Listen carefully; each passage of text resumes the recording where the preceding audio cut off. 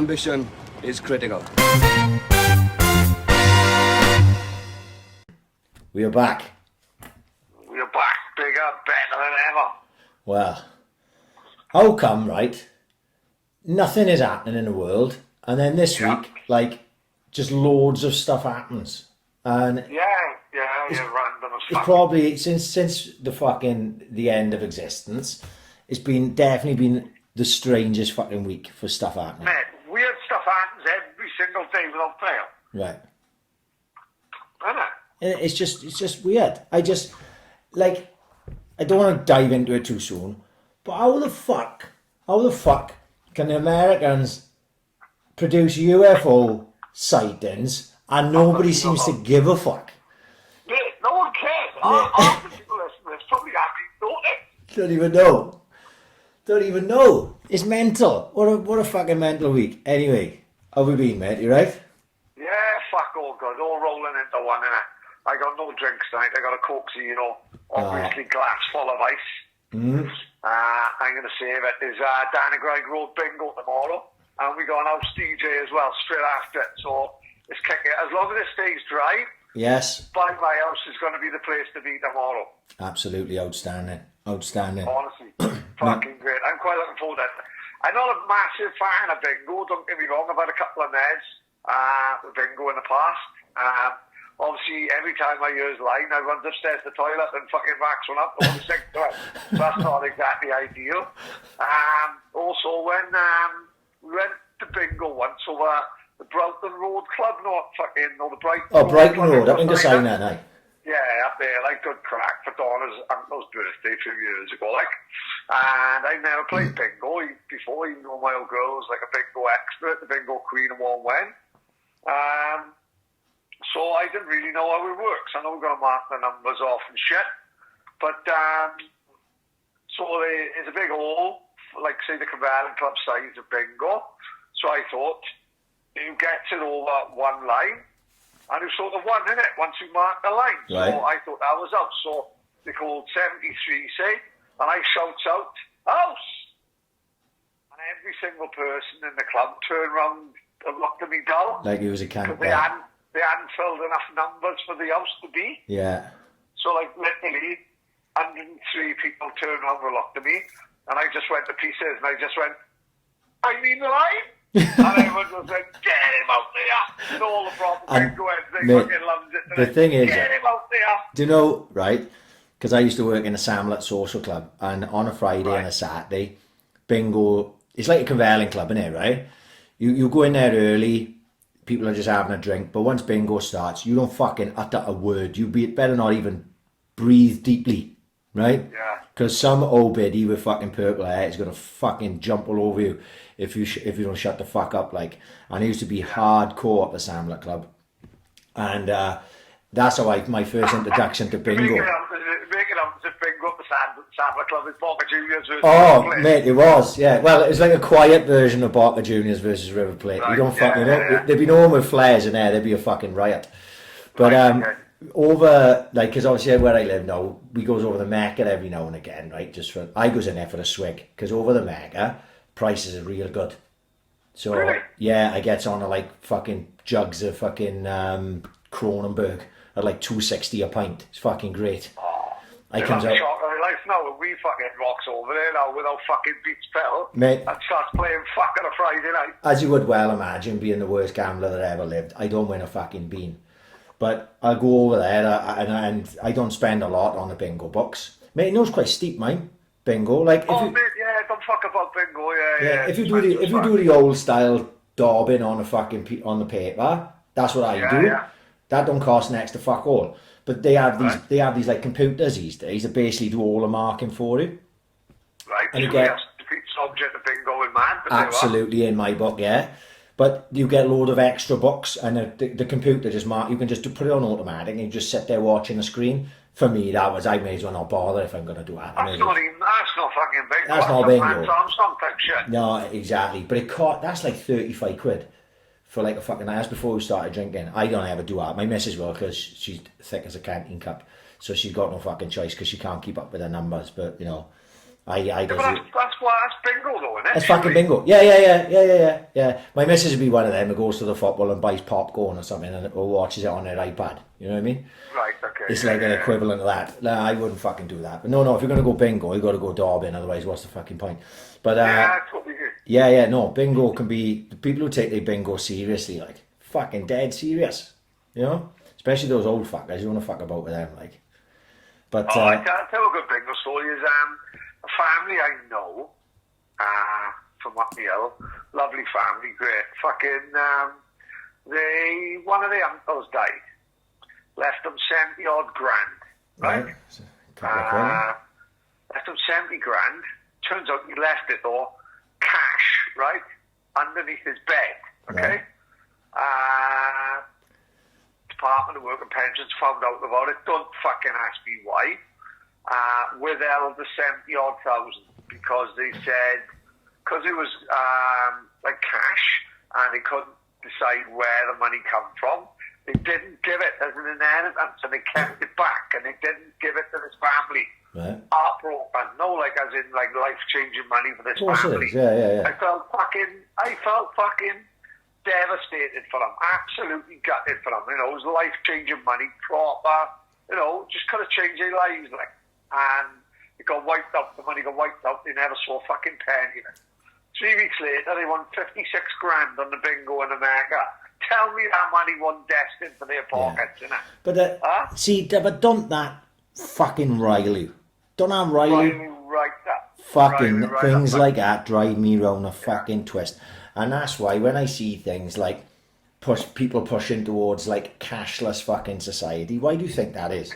It's not because me or you are going to have any more money because we paying everything on card. It's because those fuckers that are already taking every fucking penny they can out of you and every penny they can out of me and every penny they can out of the 99%, they want more than that. They want the money that the fucking odd person is hiding around the fucking place that they don't know about. That's what cashless society is. So if you think, if anyone thinks it's a fucking good idea, right? Oh, well, fuck it, I don't pay anything on cash anyway, I pay on card. That's fucking great, fair enough. But remember that not having the ability to pay in cash only works for the fucking higher ups. Because they can track every single fucking penny that's spent, every single penny that's earned, and if they are fucking missing a dime, they can fucking go and track it back. So I'm totally against fucking giving them any fucking leeway where they can take more money off the fucking working man. I say fuck them. And you think in cases like that, like they just take 70 grand. No, sorry, that's ours. That's ours. Yeah, I'm just having that 70 grand. Forget it. You know, this guy is old school. He just didn't believe in banks, like. Yeah. You know, she just, you know, and it's his risk as well, man. See, if he has a fire, he's fucked, like. Oh yeah, or he gets burgled or some shit like that. Like. Yeah. Yeah. And they go and just take it. How fucking scandalous is that? This week, my old man left his pension lying around. So no, like, a wage slipping in with the council, and he's lying around. I fucking had a nose, and I couldn't believe he was still paying tax on it. On his pension? I said, why? What is that? And no, like your wages. I said, oh, X amount of 100 a month coming out. I went, so what's that then? Just tax, like. But I was like, you've worked all your life, though, so why are you still paying tax now? He went, oh, I think that's just what it is, like. No, me being fucking me, maybe I'm a fucking seriously dull cunt. How can you still be paying fucking tax when you retired fucking 10 years ago? How does that work? I personally would have thought all the pension you've got should be all the pension you've got. Because you paid into that all your fucking life. So they taxing you even when you fucking finish. Yeah. I was baffled by so that. They tax your wage, right? Yeah. And then they'll tax your pension in after you haven't even got a fucking wage. They're robbing cunts. Yeah. Some of the stories I've heard in a taxi over the years where, you know, like there'd be an old couple and they had like the fella say he had a good job. Let's say, just for the sake of argument, he worked in steelworks, right? Yeah. And he had a good pension. And then the wife then, she had like the state pension or whatever. And then you'd think then that she'd carry on the fella's pension after he died. And it's like, oh no, that's gone. You know, we give you a lump, but that lump of them will affect your pension, drop you down. Mate, there's so many scams that the fucking government pull to fuck people out of fucking money. I think everyone should fucking stick to cash and hide it under their fucking beds and show the cunts nothing. But yeah, that's my fucking opinion anyway. I guess, as you could tell, I got set a link about how China's bringing in cashless society right now. And I'm oh mate, you know all these things. This was about 2 hours ago. And it was like, someone said... We want to tell people about our new Chinese listeners. Oh, well, strange one today. Like, I only go on the, obviously, you know, we upload everything to Buzzsprout. Buzzsprout hosts the podcast. And through Buzzsprout, we have analytics. And it tells us how many listeners we have, how many downloads we have for a day, how many downloads we have for a week, a month, a year, all time. And also part of that, obviously we've talked about this in the past, it tells us locations across the planet, right? So as you would well expect, like 95% of our listens are in the UK, right? Yeah. And then you have listens then from around the world. And I just so happened today to click on it to have a look at where we'd had listeners recently. And in the last... Yeah, because bear in mind, a lot, just to explain, a lot will come up on like holidays, innit? Greece, Spain, Turkey, shit like that. But at the minute, no fuckers going anywhere. No fuckers anywhere. Intriguing, innit? So basically it works. So they're basically, like say, let's say for argument's sake, 90 to 95% is in the UK, right? We've got regular listeners in the US, our second highest place. Then Australia, a lot of expats in Australia, innit? You know, big shout out Mitch Wills and all them down there, Ben Tracy, innit? Right? Yeah, of course, yeah. So then we've got in Dubai, because all Kevin's mates, but down in the UAE, they're always up high on the list. Right? And Leon Reynolds is up there. Leon, yeah. And so we've got a few like that. And then it's just throughout the rest of the world, it's sparing. We've always had people in Vietnam and Thailand and that, because I suppose there's maybe UK boys out there. Anyway, today, for the first time that I'd noticed, but bear in mind I hadn't looked for a long time, in the last 5 episodes, we had 6 downloads from China. Now, that is in and about the time I started calling the Chinese cunts. Yeah. So then I just like to put on record that I never called anyone cunts. Right. And I just like to put on record that if I die mysteriously, please look into it. Yeah. I'm definitely not intending to commit suicide. So if something dodgy happens, have a look at China. So imagine that, you had a heart attack doing keep-ups. 100% it's got to look like. But the thing is, right, how China's communist fucking state. I thought they controlled all the media. They control the internet in China. Right, so China, like Chinese internet is on internet. They got their own Twitter, they got their own Instagram. The Chinese government control the internet. So there's some fucker monitoring something in the Chinese fucking office tower right now, listening to this, saying, what the fucking hell is Paul's like? Right, exactly, yeah. You know what I mean? They're like, they got someone there who can speak English, but still can't understand a fucking word what we say. 100%, like, yeah. It's, he's going back to fucking Chairman Mao saying, fucking calls his wife a fat cunt and everything, he doesn't give a fuck. I'm going to worry about these two fucking lunkheads. One is strutting around singing TV tunes, and the other's doing keep-ups up his back arm. The only aggressive enough in there is they've taken over next to his garden. Yeah, well, that was it, yeah, my Jews in Palestine moment. Well, do you know what you were saying about dropping dead, having a heart attack and kick-ups? You know what happened this week, right? Go on. I went running Monday, so I did 7 miles, right? And I have, like, on my watch, you have, like, a recovery period, yeah? Right? Right. So, normally then, it lasts about a minute, and then you check your watch, and it'll tell you what your heart rate had dropped and everything. I suppose people more intelligent than me will know, oh, I want my heart rate to drop this many beats per minute, blah, blah, blah, blah, blah. I don't really pay much attention to it. Anyway, I look down on my watch, and it says, new VO2 max, right? Now, I'm like this, VO2 max. Have I got fucking coronavirus, right? I thought, I'm start thinking VO2 max, that can't be a good thing. In my head, I'm mistaking VO2 for CO2, which is carbon dioxide, right? I think. So I guess in the house, I fucking sit down and I Google what does VO2 max mean? Well, it just turns out I'm about as fit as I've well, it's definitely as fit as I've been since I've had this watch. Really? So instead of being on death's door, I'm actually the opposite. So if I do drop dead of heart attack, definitely look at the Chinese is what I'm getting at.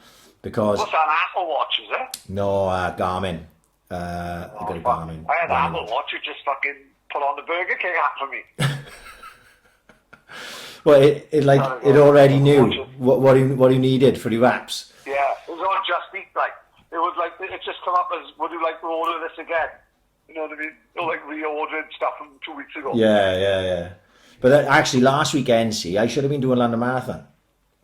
Crazy. That was on. Mate, I'm doing the best. Not the maddest thing is, like, I know we goes wrong at everything, but fuck, you know, we've got to in this fucking day and age. Like a month ago, you were doing London Marathon, you know? And then in the Marathon, it's all changed, like, in such a short space of time, like, you know what I mean? Like, the most important thing to at that time was London Marathon. Because you don't want to fucking do a James Gunny do and fucking eat a kebab the night before and then end up having the fucking air ambulance plucking you up after 6 miles, like. No. Crazy. And the thing is, I was there as well. I had done all the mileage. I had gone 16, 18, 20 miles. So I didn't, I was there. I was just waiting to run the fucking race. And then it sort of, and actually, like I said, because obviously I'm in now 5 weeks, like, right? Yeah. And I've said, like, at times my moods have been up and down, but sparingly, I will say it's only been 1 or 2, maybe 3 times. And last Sunday, didn't think much about it in the morning. I got up and I think whoever set the kick-up challenge, and I was like, fuck me, I should be doing London Marathon right now, but instead I'm doing kick-ups in my back garden. And then I just sort of had a fucking funny day where I had a funny fucking head on, you know what I mean? Yeah. Like, well, I'm not saying that's a little thing, that's actually quite a big thing, which I can imagine would have affected my mood, because I was like, I'm fucking gutted, you know what I mean? Yeah. But things that you would have ever done, do you think? You have done some cool shit, like. Yeah, but I think be up here with the biggest. That would be, because, the way I got in was like winning a lottery, literally winning a lottery, because that's what you're doing. You're putting your name into a fucking lottery to get in. And I did it on the first time I ever put my fucking name in. I got in, then I got injured in 2019. Did all of, I was there, got injured. And then this time I'm there and fucking the chinks have fucking broke coronavirus over and done my head in. You know what I mean? So now I'm fucking, now what the fuck am I, am I going to go in October? It's rearranged for October. I don't see that fucking happening. You know? October seems a million miles away. But... You can only take every day as it comes. And I'm talking about, you're talking about potentially 1 million people on the streets of London in October. No, I know. Right? It just doesn't seem right. It doesn't seem... All the social distancing seems to be like the norm for the next year. Like. Yeah, well... You know what I mean? They saying that, and, I don't know, I'm no fucking expert. Like, I want my life to just go back to fucking where it was, The sooner they fuck this whole thing off and just go, fuck it. Look, you're taking a chance, it's up to you, we're going to crack the fuck on. I'll take that chance. But, as for anyone else, if you're vulnerable, stay in. If you're not, you've got the opportunity to go out. But is that going to happen? No, that's not. They're going to make decisions for you, whether you like it or not. And my life at the minute is held up by things I can't control, which is annoying. You do seem to be taking it well, though. You seem to be enjoying that. I think you have to make the best of any bad situation. Like I remember watching that video that was on Twitter about 3 weeks ago, and it was like, forget about all the bad stuff and think about now in a year's time when we're all laughing about this. I'm paraphrasing it. It was a beautiful fucking video. I shared it on our Twitter a couple of times, and it was saying this will be the summer where we didn't worry about getting up for an alarm clock for work, where we spent every day with our kids, and we did Joe Wick's workouts in the morning. And yes, I saw it. It was good. Right. Yeah. And it went through all these things. And I sat down, I saw that video, I started getting emotional, and I was like, do you know what? I'm starting to look at it, I'm going to try and look at this with a different mindset. Like, I'm going to look at this with a more positive mindset. Like, right, forget it, Ryan, you're always fucking complaining that all you do is work and run around with football, and you've never got any time for yourself. No, you've got all the time in the world. So try and take your time to fucking enjoy it. That's what I'm trying to do. But at the same time, what you need to realise is certain people are built certain ways, and I need things to do in my life. It's not good for me to just be sat around doing fuck all, right? So it just so happened that my saving grace has been the kick-ups, right? As dull as that fucking sounds, and I know people who are listening will not have any idea what I'm talking about, and a lot of people will, is that it's just my motivation now. It's just I get up in the morning and I go, right, kids, what do you want for breakfast? Blah, blah, blah, blah. Right, we're going to do this, we're going to do that. We do the Joe Wicks workout. It's just part of my day. So I go, right, someone sets a kick-up challenge. Right, I'm going to have a crack at that now. And sometimes it takes me 10 minutes. Sometimes it takes me half hour. Sometimes, as we've seen this week when we're bringing out the fucking big guns, it takes me all fucking day. You know what I mean? I can imagine. Right? Yeah. But, do you know, that's getting me motivated. Right? Because in this time, if you're stuck in like I am, you could really, really unmotivate yourself unhealthily, mentally and physically. Well, thankfully, like I just told you, I'm, by my watch, the fittest I've been in the last few years since I've had that watch. I'm mentally motivated every day to go out and just do kick-ups, like, if nothing else. Yeah. You know what I mean? As stupid as that... Mate, that's what's keeping me on the fucking track. And I know we talked about it the last couple of weeks now. The messages I get off people are telling me the same thing. They're going, Ryan, if I didn't have the kick-ups, I don't know what the fuck I'd do with myself. Yeah. It's like I'm waiting in the morning with my fucking trainers on for you. Some people with their kids. With their kids. You know, and all that's become like Wayne Cullen and his boy Jack have been doing it the last week or so. And his boy Jack, Elverfobler. Right? Yeah, I've seen that. And he's another fucker. He's another fucker I've signed up for Bennett. Yeah, he's already Saints boy. And yeah, fuck yeah. I'm with the name Cullen. Where the fuck else he gonna do it? You know, well, Tim, fuck on the Surrey, they can fuck right off. Tim Robinson messaged me and he said he could tell Paddy to fuck off. Jack Sands, Stowie boy. But fucking, I'll wait till Tim goes to fucking Philadelphia on his fucking travels again. And when he's running up the rocky steps, I'll be fucking phoning him with a fucking Zoom message with Jack signing the Saints in one hand and a Graham and the Alpha Bennett over in the other. That'd be fucking great. But, you know, the same with Will Yates. I spoke to his dad and his dad said, right, the first thing he's on in the morning is, can you check on Ryan's Instagram? I love that. That's class, mate. That's great. Has he set the challenge yet? Wayne Cullen said the same thing. Jack is like, fuck, right, when's the kick-ups? When can we go out and do them? Because they know they can do them as well. Them two are both class, like. Yeah. And don't get me wrong, the schoolwork have gone down the fucking pan. Oh, down the pan, yeah. End up a right pair of fucking Mongols. But you know what? At least they're going to be able to do around the world on a rainbow flick, innit? Yeah. And then, like I said, it's just something to motivate. It's not going to be for everyone, but that's fine because someone else is doing something else to try and motivate someone else. You know what I mean? I'm only trying to motivate myself, really. And just so happened to drag a few people along with me, which I'm quite glad of because we've had a fucking good laugh. And like I said, I thought this week, I looked at the weather and I was like, fuck, boys, it's going to be shit this week. Nothing's going to happen, but we only missed one day. And we carried on and, like I say, it just goes from strength to strength and it's good fun. And I'm getting messages off new people all the time that I didn't even know. I had a message off a new boy today. Oh, fuck me. Oh, I completely fucking forgot that now. The boy you spoke to last week, who sent me the message, lives down in Dunland. Oh, fuck yeah, Morsey, yeah. Morse, yes, that's it. Sorry, Morsey. I was looking, Jimmy Morse. Like, he did kick-ups today for the first time, and he's like, kind of like Rivellino. I'm like, oh, fuck you, we go. I know. We don't need another one of these. I want the divs like me, like, you know?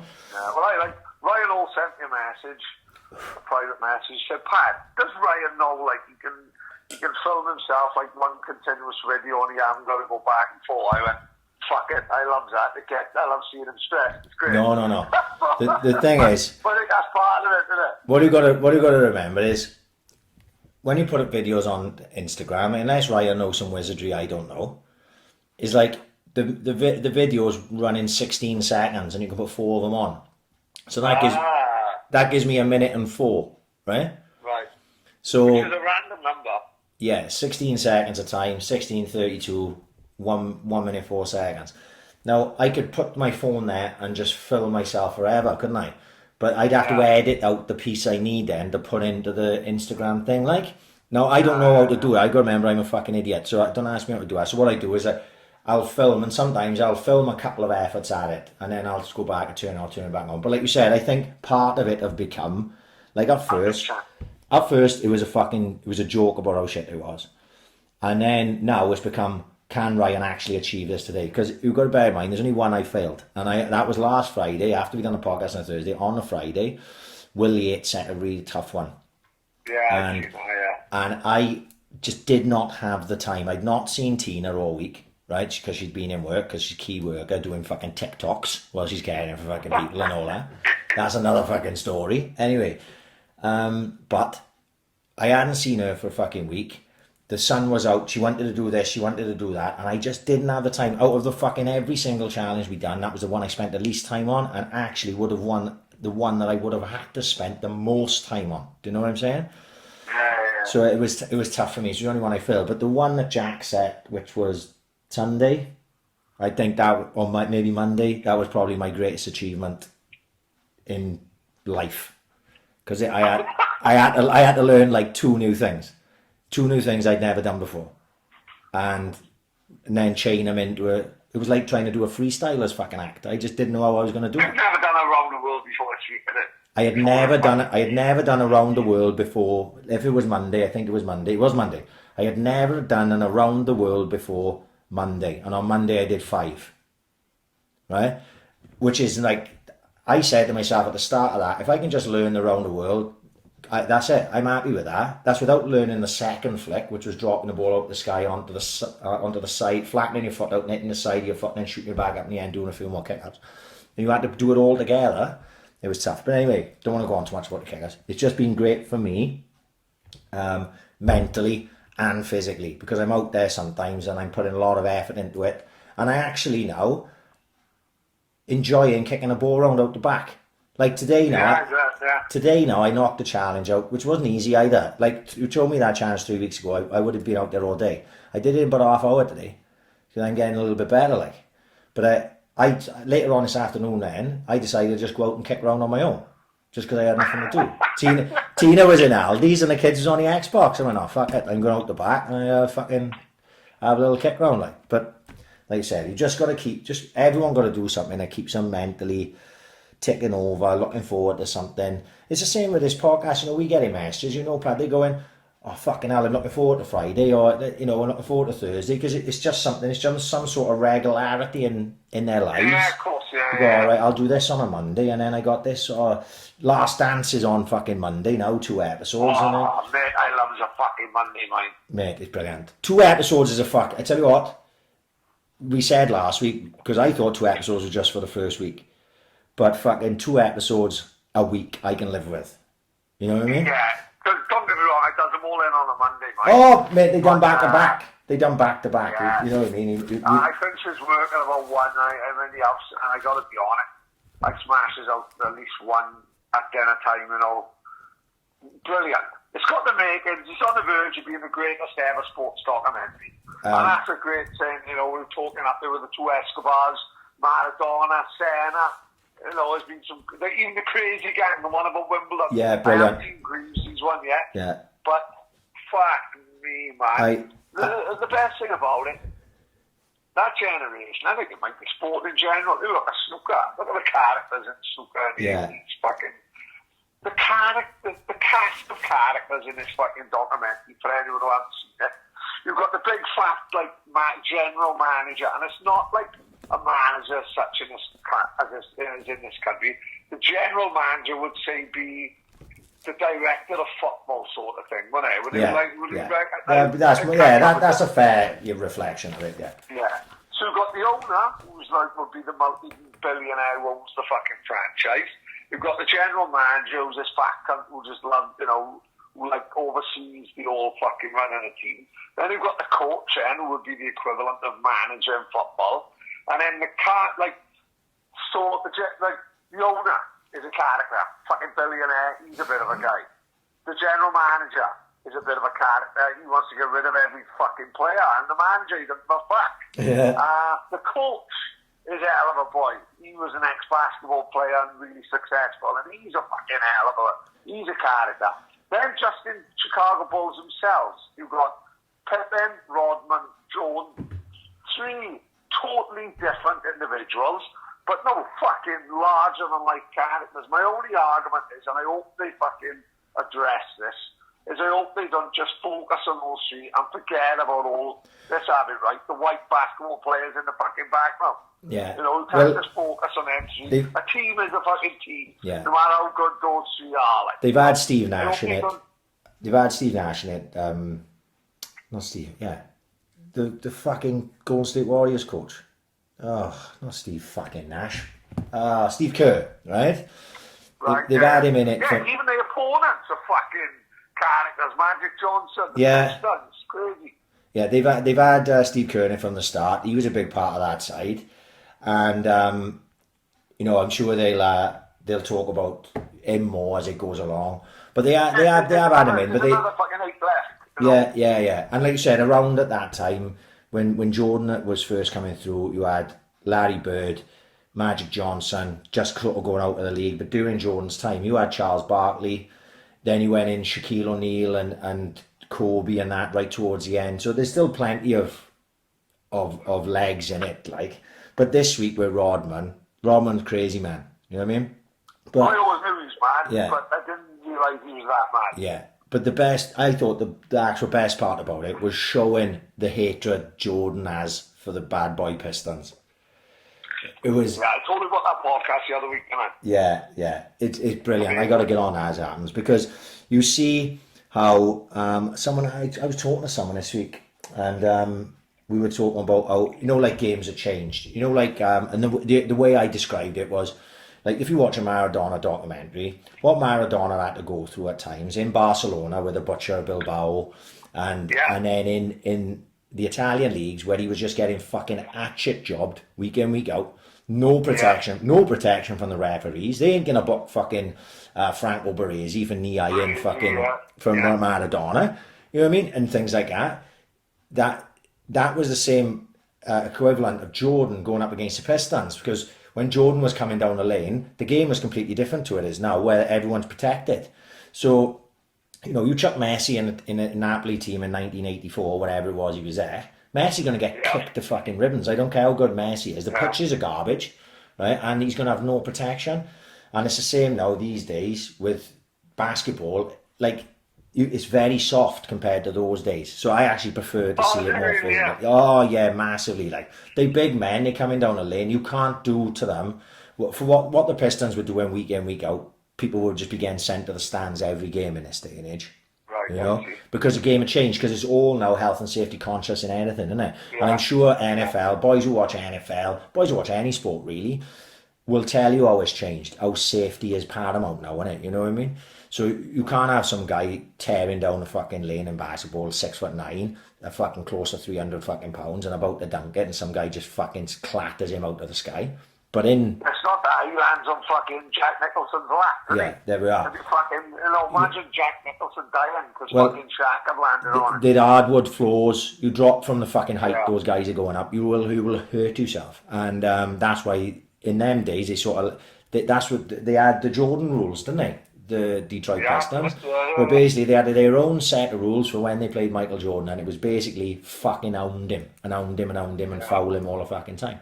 And it was only when they worked out that they had to outplay the Pistons instead of trying to fight them that they realised that's how they beat them. Like, and then obviously the incident with the Pistons walking off the court when they lost to the Bulls. Which, and everything. By the way, is the equivalent of, say, Liverpool playing Man U in a fucking FA Cup final, and after 87 minutes, Man U fucking walking off just because they're losing, innit? Yeah, basically, yeah. And it's terrible sportsmanship. And that obviously was the moment that, because if you see the year before, when the Pistons beat the Bulls the year before in the final, in the championship, Jordan was shaking everyone's hand. He shakes Isaiah Thomas's hands, who he ended up hating. He shook his hand, talked in his ear. But then that year they walked off, and that always stuck with Jordan. And I know it's set to come if they talk about the Dream Team Olympics, because basically Jordan went, if you try and take Isaiah Thomas to the Olympics in this team, I won't fucking play. And whoever the coach was of the Olympic team, decided not to take Isaiah Thomas. If you watch the Barcelona 1992 documentary about the Dream Team, which is brilliant, we talked about it not so long ago, I suppose. Yeah. If you watch that, they talk about it in that. Like, Jordan just went, it's me or Isaiah Thomas. That's how much he fucking hated him. He wasn't prepared to even let personal rivalries aside or hatred aside to play professionally. He went, not a fucking chance. I won't play with that man. That's how much he fucking hated him. Mad. But I'm sure that I thought maybe they'd go into it more on that. Maybe they'll go into it more later on in the documentary. But it's just brilliant. And this week, aside from the kick-ups, that's the thing I probably got a message about the most, was the Last Dance. Yeah, Twitter and Instagram going, fuck, Preds, I'm watching Last Dance. I've never had any interest in basketball ever. Brilliant. And like you said, the cast of characters, it writes itself. It's all there through, like, you know. It's and I'm glad we called it early, because now we can take credit for it, and we can say we said early it's potentially the best thing that'll happen this year, and I think it's going to be the best, probably be the best thing that'll happen this year. I did watch this week. Did you watch the first season of Afterlife? Yeah, right then. Yes, I did. Right. But you know what? After one of them, I was fucked. I fell asleep. So I haven't really watched it fully. I've caught it.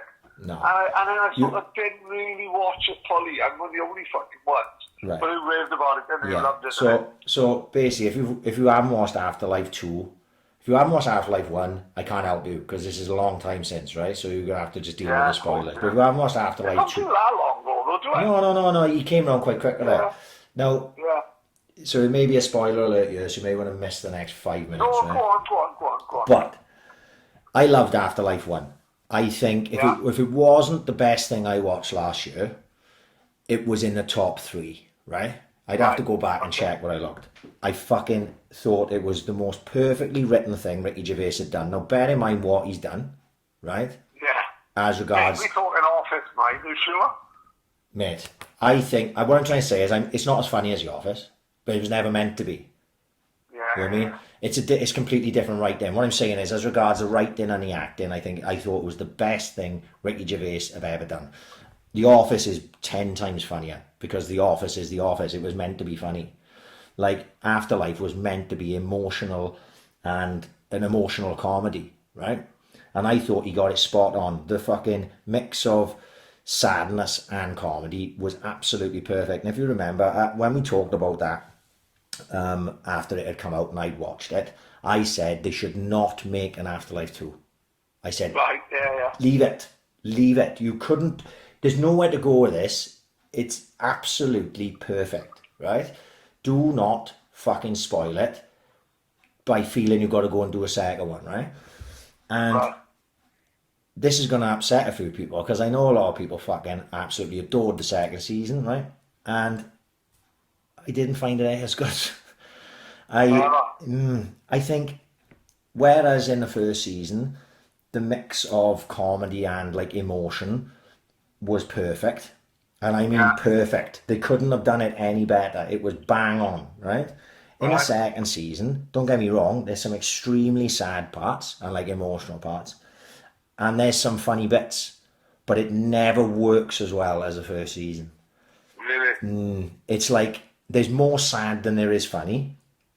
And at times it just feels like you're going round in circles, because you've sort of seen it before. It's just Afterlife Mark 2, like. Yes, it's like, I wouldn't even say it's watered down, nothing like that. It's still quality. It's still good. It's still a fucking strong, probably 8 out of 10. But it's not reached the heights of the first season, in my opinion. The first season I thought was the most perfectly written thing he's done, like I just said. And there's nothing wrong with the acting. There's nothing wrong with the premise or nothing. But it's just not... It's just a step down from the first season, which was sad. Like I said, I felt that they should have just left it and walked away. Nothing was gained, but like I say, nothing was gained aside from dough. Nothing was gained from doing Afterlife 2. Once you got to the end of Afterlife 2, if you were to start watching it today now, and you finish Afterlife 1 and you went, oh, that's amazing, and you watch Afterlife 2, nothing really is gained. Nothing's changed. It's the same ending. It's just you're in the same spot. Yeah, and Ricky Gervais, people like him, people don't. I've always liked him. he does this brilliant. His acting of grief acting, let's say, his emotional acting is amazing. He's really underrated, and I said this after the first one, and he does it well. He gets you emotional just by watching him get emotional. That's a skill in itself, isn't it? You know what I mean? Yeah, of course, yeah. You know, he's underrated actor. He'll probably never get respect for his acting because basically he just plays a different version of Ricky Gervais. You know? Yeah. Well, that's why he's got to basically write his own stuff now, isn't it? Yeah, but he can, and like I say, that's why I like Ricky Gervais. Is he's earned so much money that he can go to the Golden Globes and say the things that he does because he doesn't. Yeah, exactly. Because they can't fuck him off. He doesn't care. If they fucked him off, if they shut Ricky Gervais out of all the media now, it would make not an iota to his life because. No, it wouldn't. One, because I don't think he's a flash guy, is he? No, he walks on the same black t-shirt all the time. Yeah, exactly. And he seems more than content with his life. He's a multi-millionaire. He's got no kids. He just loves his cats and his dogs. Yeah. And, like I say, he's a multi-millionaire. He got the biggest fucking grossing, or the most watched stand-up show, definitely in the UK, if not the world. Which was last year. One. Humanity was brilliant as well. Sorry. Humanity, I thought was his best stand-up he's done, which was the one that was last year, which was brilliant. So, like I said, he's not motivated by money, you know, because he's already got enough. So, you know, he's not motivated by fame, because if he was, he'd just do the Golden Globes every year, you know. So, like I say, all I'm saying is with this one, if you watch Afterlife 2, you're going to probably love it. Like, I thought it was good. I thought it was really good. But I just didn't think it was on par with Afterlife, which was going to be tough because of how perfect I thought Afterlife was. That's just my opinion. Don't jump down my fucking throat on it. Because I know a lot of people loved Afterlife 2. I did as well. Don't get me wrong. I thought it was great. But I didn't love it to the same extent as I loved the first one. And that was all. How long did it take you to get through it? I watched it in one sitting. Because really? it's only 3 hours. It's six half-hour episodes, 3 hours. Right. So I literally just done it in one. It's like watching just a little bit longer film. It wasn't as long as the fucking Irishman. You know what I mean? Yeah. You know, I know what I've never seen. Ali, you know the Will Smith Muhammad Ali film. Oh yeah. I never saw it, right? But it was on last week, so I TiVo'd it, right? And I went to watch it. I thought, I'll have a little look at Ali. It's like fucking 3 hours, 25 minutes. I was like, oh, for fuck's sake. Go to the last 5 minutes. Right. It shows the rumble in the jungle. Right. And it plays like an African song called Tomorrow. Right. Over the ending. Yeah. And, there's a few scenes in films that I can go onto YouTube, type in a particular scene, and I will watch. There's a few from Goodfellas. Yeah. When De Niro decides he's going to whack Maureen's wigs. Yeah. Yeah, so an Eric Clapton song plays. It's an incredible scene. De Niro doesn't speak, right? All it is De Niro by a bar smoking, having a baby, and Eric Clapton song, do do do do do do. Yeah. Do, do, do. I think the song's called Cocaine. No, that's not. It's not cocaine. I know the song. It's not cocaine, but yeah. So the song comes out, and it's just De Niro looking at a man on the other side of a bar. It's incredible acting. It's a fucking great scene. And there's another scene then from Unbreakable. Know the M. Night Shyamalan film? Yeah. The ending of Unbreakable when he chokes the guy out and kills the guy. Right. Again, with a fucking opera fucking soundtrack all over it. Incredible fucking ending to the film. And it's the same with this Ali from the Rumble in the Jungle. They got like an African song playing over it. It is absolutely, it's a perfect fucking scene. Like, amazing. Long film, man. But not bad, good film. I'll have a look at it. I've always wanted to, because you know Will Smith learnt out the box to play Ali and stuff and things like that. I've always wanted to watch it, but I just never got around to it for one reason or another. And then when I went to watch it this week, it was fucking 3 hours long. I go, oh fucking hell. But if you're gonna get into that story, you probably may as well just on When We Were Kings, innit? Yeah, which I have seen, and unbelievable fucking documentary. It's an absolutely brilliant documentary. They've got to be up there, innit? When We Were Kings. Oh, incredible, man. Absolutely. Brilliant one. Well, hang on, seems we talking about, before we get on to all the fucking crazy stuff which happened this week, right? Let me just bang out quickly my recommendations, which I get a lot of fucking messages about as well, surprisingly enough. Oh, I haven't seen that film for years, blah, blah, blah. So, this week, because we all need a laugh, right? Yeah, go on. Comedies, but not the most obvious ones, right? Okay. So these are all available. They're either on Netflix or on YouTube, I'll tell you what, right? But they're not, like, if you go on Netflix, right? Obviously Netflix have got a great fucking selection of comedies. It goes all the ones you would think. Step Brothers, Dumb and Dumber, American Pie 1 and 2, Coming to America, Groundhog Day. They're all on there, right? So they're all there for you if you want to have a fucking laugh. You turn them on late at night because, you know, you just want to go to fucking bed, whatever. You can't fucking miss. But there's some on there which will go under the radar and people will miss, right? So, this one you shouldn't miss. We all should know this, but I saw us had to put it in. See no evil, hear no evil. Genius, one of the funniest films of all time. Richard Pryor, comedy genius. Gene Wilder, comedy genius. Together, they've done a couple of films. They've done Stir Crazy as well, didn't they? See no evil, hear no evil is on Netflix. Fucking brilliant. If you've never seen it, get on it. You won't stop fucking laughing. Pad, I'm going to put this to you. I reckon you've probably seen this, but this is one of Robert De Niro's which goes under the fucking radar. Midnight Run. Oh, right. Yeah. Did you ever see Midnight Run? Brilliant film. Brilliant. Robert De Niro, bounty hunter. You got to get a mafia lawyer who's been arrested from one part of the country to the other, and the mafia are fucking chasing him. Dennis Farina, Joe Pantoliano. Not so much a comedy as in the sense of gags, but a fucking funny film which Richard Jenkins actually put me on to probably 20 fucking years ago. Richard Jenkins is guilty for that and The Big Lebowski as well. No, I don't know if he we went into The Big Lebowski together. I don't know if he told me about The Big Lebowski. I was probably into that as well. But The Big Lebowski actually I think is on Netflix as well, but I didn't put it in this list. But Midnight Run, which only just come on Netflix a week ago, I think. If you've never seen Midnight Run, have a fucking crack at it. It's a fucking outstanding film. Because not only is it a comedy, it's like an action as well. It's fucking brilliant. Yeah. One more recent, which probably most people have seen, I would say, but I haven't seen it for ages, and I'm going to give it a crack. Superbad. Mate, cracks me up. Mate, fucking brilliant. McLovin, Jonah Hill, Michael Cera, Christopher Mintz-Plasse. Fucking funny fucking film. That film broke out a lot of people, mate. Massive. Seth Rogen's in it. There's loads in it. Have you watched Superbad? Because Superbad, Judd Apatow? It was, wasn't it? Yeah. The Judd Apatow had a few films out at that time. And Superbad was the first, I think. Or one of the first anyway, and that was the big one, brought out loads. And Superbad is on Netflix. It's a fucking belter if you've never seen it.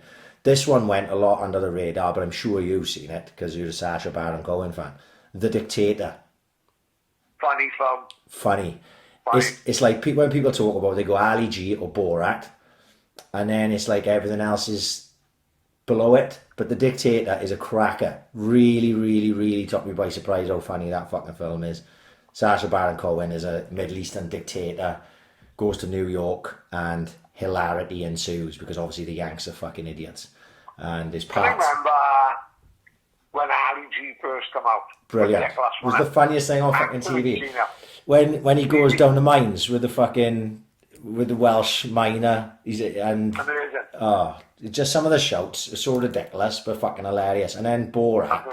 Borat was just fucking the funniest thing ever. But I remember he went to like a posh family for dinner. Oh, he shits in the bag. And shits in the bag, but he knows it. You can see Sacha Baron Cohen. You can see him laughing to himself because he knows what's come up, you know, and he's trying to interrupt them to get his gag out. Like he says, "Can I go to the toilet?" Then he comes back and he's laughing to himself, and then he's like says, "I just have a nice shit," but it takes him a while because he can't get it out because they're talking, and you can see him laughing to himself because he knows what's coming. Fucking amazing, mate. If you can get them on YouTube, the first couple of CDs of Ali G.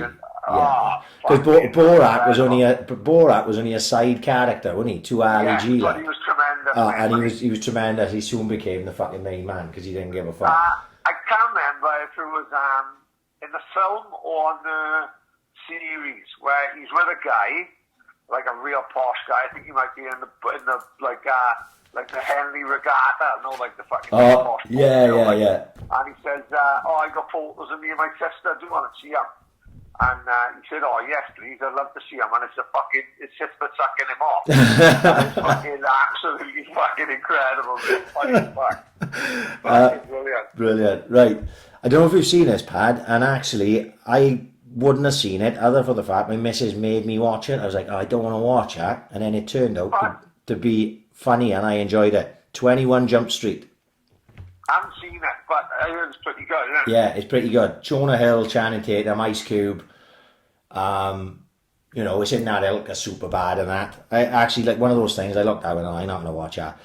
And then my missus made me watch it. Really enjoyed it. It's on Netflix. You can watch it. This one was a cracker. One of those films I could watch all the time if it was on. Wedding Crashers.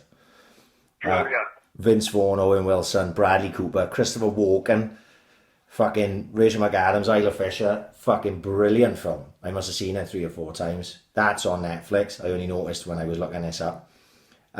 Knocked Up, which is a Judd Apatow film. Seth Rogen, Katherine Heigl, Jonah Hill. All the familiar faces are in that. And I don't think it gets anywhere near as much praise as Superbad. But it's on Netflix. If you've never seen Knocked Up, give it a go.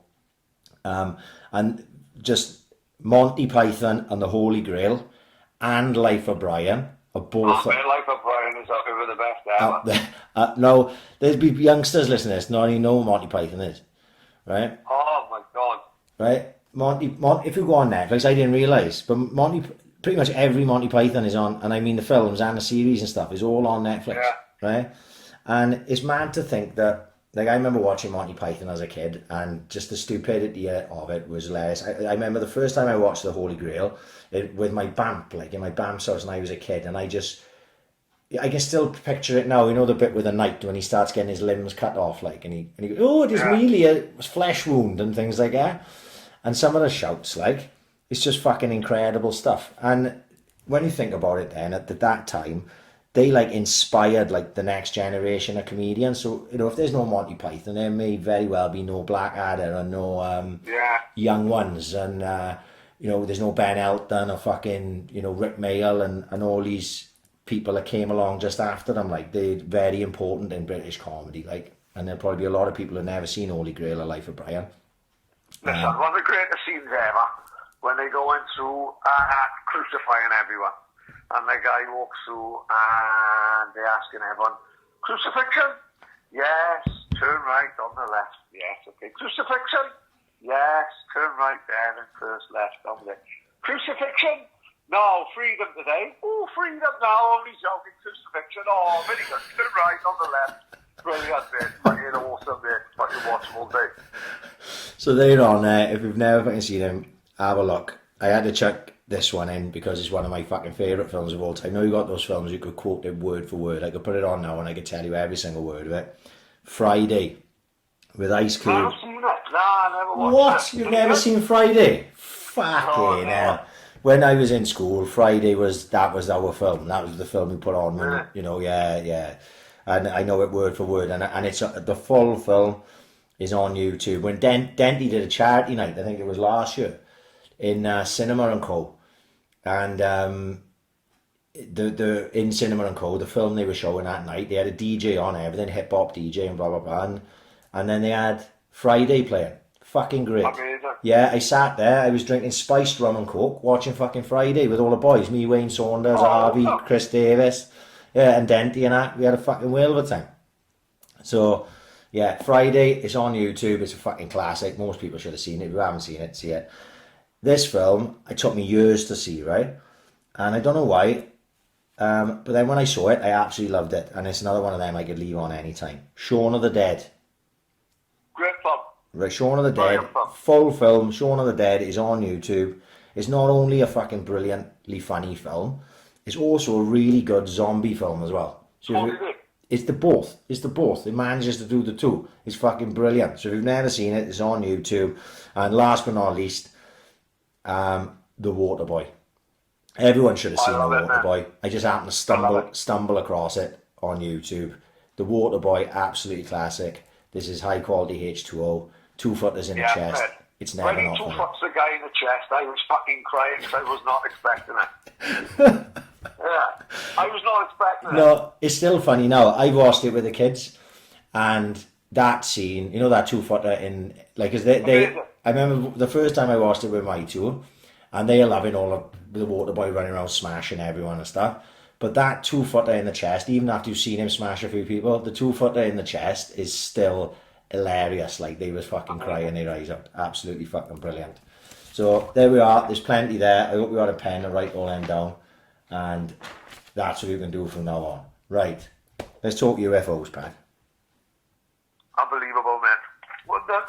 The most unbelievable thing is it should be the very first thing on every single news channel. There should be Channel 4 should be doing a dispatches program about it. Panorama should be investigating it. And literally, no one gives a fuck. No one cares. No. No one gives a fuck. Yep. No one has even noticed it, like. Yep. And So is that the time? Is that because they think, like, now is the time to get that fucking information up? Because literally no one's fucking talking about it. No one's not talking about it. it is Donna's old man phoned up the Coast Guard once. I think I told you, didn't I? Donna's old man, Yeah. she fucking lights over Swansea Lighthouse. And he phoned up the Coast Guard, and they laughed at him on the phone. He went to the Wales Online, they took the piss up him, and what pissed him off even more then is Donna told everyone down the pub, and he walked in the naval, and everyone was sitting there with tinfoil hats on, and he just walked straight back out. He was fucking tamping, man, honestly. Yeah. He was tamping. I thought he's phoning Patrick Moore a lot. His head had gone. No. And, Go on. no, go on. No, like I was going to say, that, like, exactly what you said there is correct, right? And if nothing else, one thing we've been banging a drum on for fucking 83 years now is media and how media controls the masses, right? And like you said, the US have had these videos since like 2007, and there was another one in 2017. Why release it? It was on Joe Rogan, wasn't it? Right. So why release this now? Because at this moment in time, unless it's fucking Independence Day levels of fucking aliens, right? Where they got spaceships over the big cities, nobody gives a fuck, because they've already battered you into submission with coronavirus, right? Yeah. So currently, it's the same with pain, isn't it, right? If you've got a fucking bad toe, but you hit yourself in the thumb with hammer, you start concentrating on the fucking thumb, right? Yeah. So it's what is most painful to you. At this moment in time, the most painful thing to everyone is coronavirus. No one gives a fuck about E.T. as long as he's not landing in your fucking back garden, zooming you up into a spaceship and anal probing you for whatever reason they would anal probe you, right? Unless that happens to you, you do not give a fuck about it, because you're more concerned currently with coronavirus. So what perfect fucking time for the US government to drop in, we had all these videos of aliens, and we've been withholding them for a long time, but now we'll just drop them in now, you know? I've never seen the videos. Yes. What the fuck are they? I have no idea. What the fuck is that? I got to be honest, a lot of it, I don't know what I'm looking at, but I know that doesn't seem correct or anything like that. It wasn't quite the way I pictured that I would see it, if you know what I mean. Does that make any sense? Right, okay. I had a vision in my head of what I was going to see, and it wasn't that. But then, like, these guys know what they're looking at. Like, obviously, we talked about the podcast, the Joe Rogan podcast with Commander David Fravor, who is the guy who was one of the pilots who filmed the footage, right? And if you've not listened to that and you're interested in UFOs, bear in mind, I'm not even remotely interested in UFOs. Never have been. But if you listen to that podcast, you will go, wow. Because that guy's no kook. He's not fucking mental. He's a fucking, he's like a decorated fucking aeroplane fighter pilot from America. His name is Commander David Fravor, for fuck's sake. He's not just like old fucking, EasyJet pilot, like. And when he just talks about it so calm and like, well, this is what happened there and that is what happened there. It's like spooky and it's obvious to anyone. He's either the greatest liar of all time or what he's saying is fucking truthful. And then obviously we talked about that probably 6 months ago. I don't know when that podcast was. Fascinating fucking podcast. And then now they're bringing out the footage that he was talking about on that podcast. In a lot of ways, maybe they were railroaded into it because things had been leaked. He had been on Rogan. And yet again, Rogan proves that he's the most important media entity of our generation because he puts stuff in the public domain that we wouldn't know about otherwise, and he's too big for anyone to fuck with. He can't be bought. He's not biased. He's not controlled by media. He's his own media corporation, and he has everyone he wants on there, whether he agrees with them or not. And you see both sides, it's actual real media. So everyone should be on Rogan, unbelievable. Yeah, and like you say, this UFO thing, every day, like you said, absolutely bang on. When you wake up in the morning, those UFOs should be the first thing you see on your TV. Of course it should. It's the biggest news story. Yeah. Probably the biggest news story in the last 10 years. Well, yeah. It should be second only to 9/11, in my opinion. Right, okay. I'll go with that. Well, let's fucking have it step back now and think what we're talking about. So there's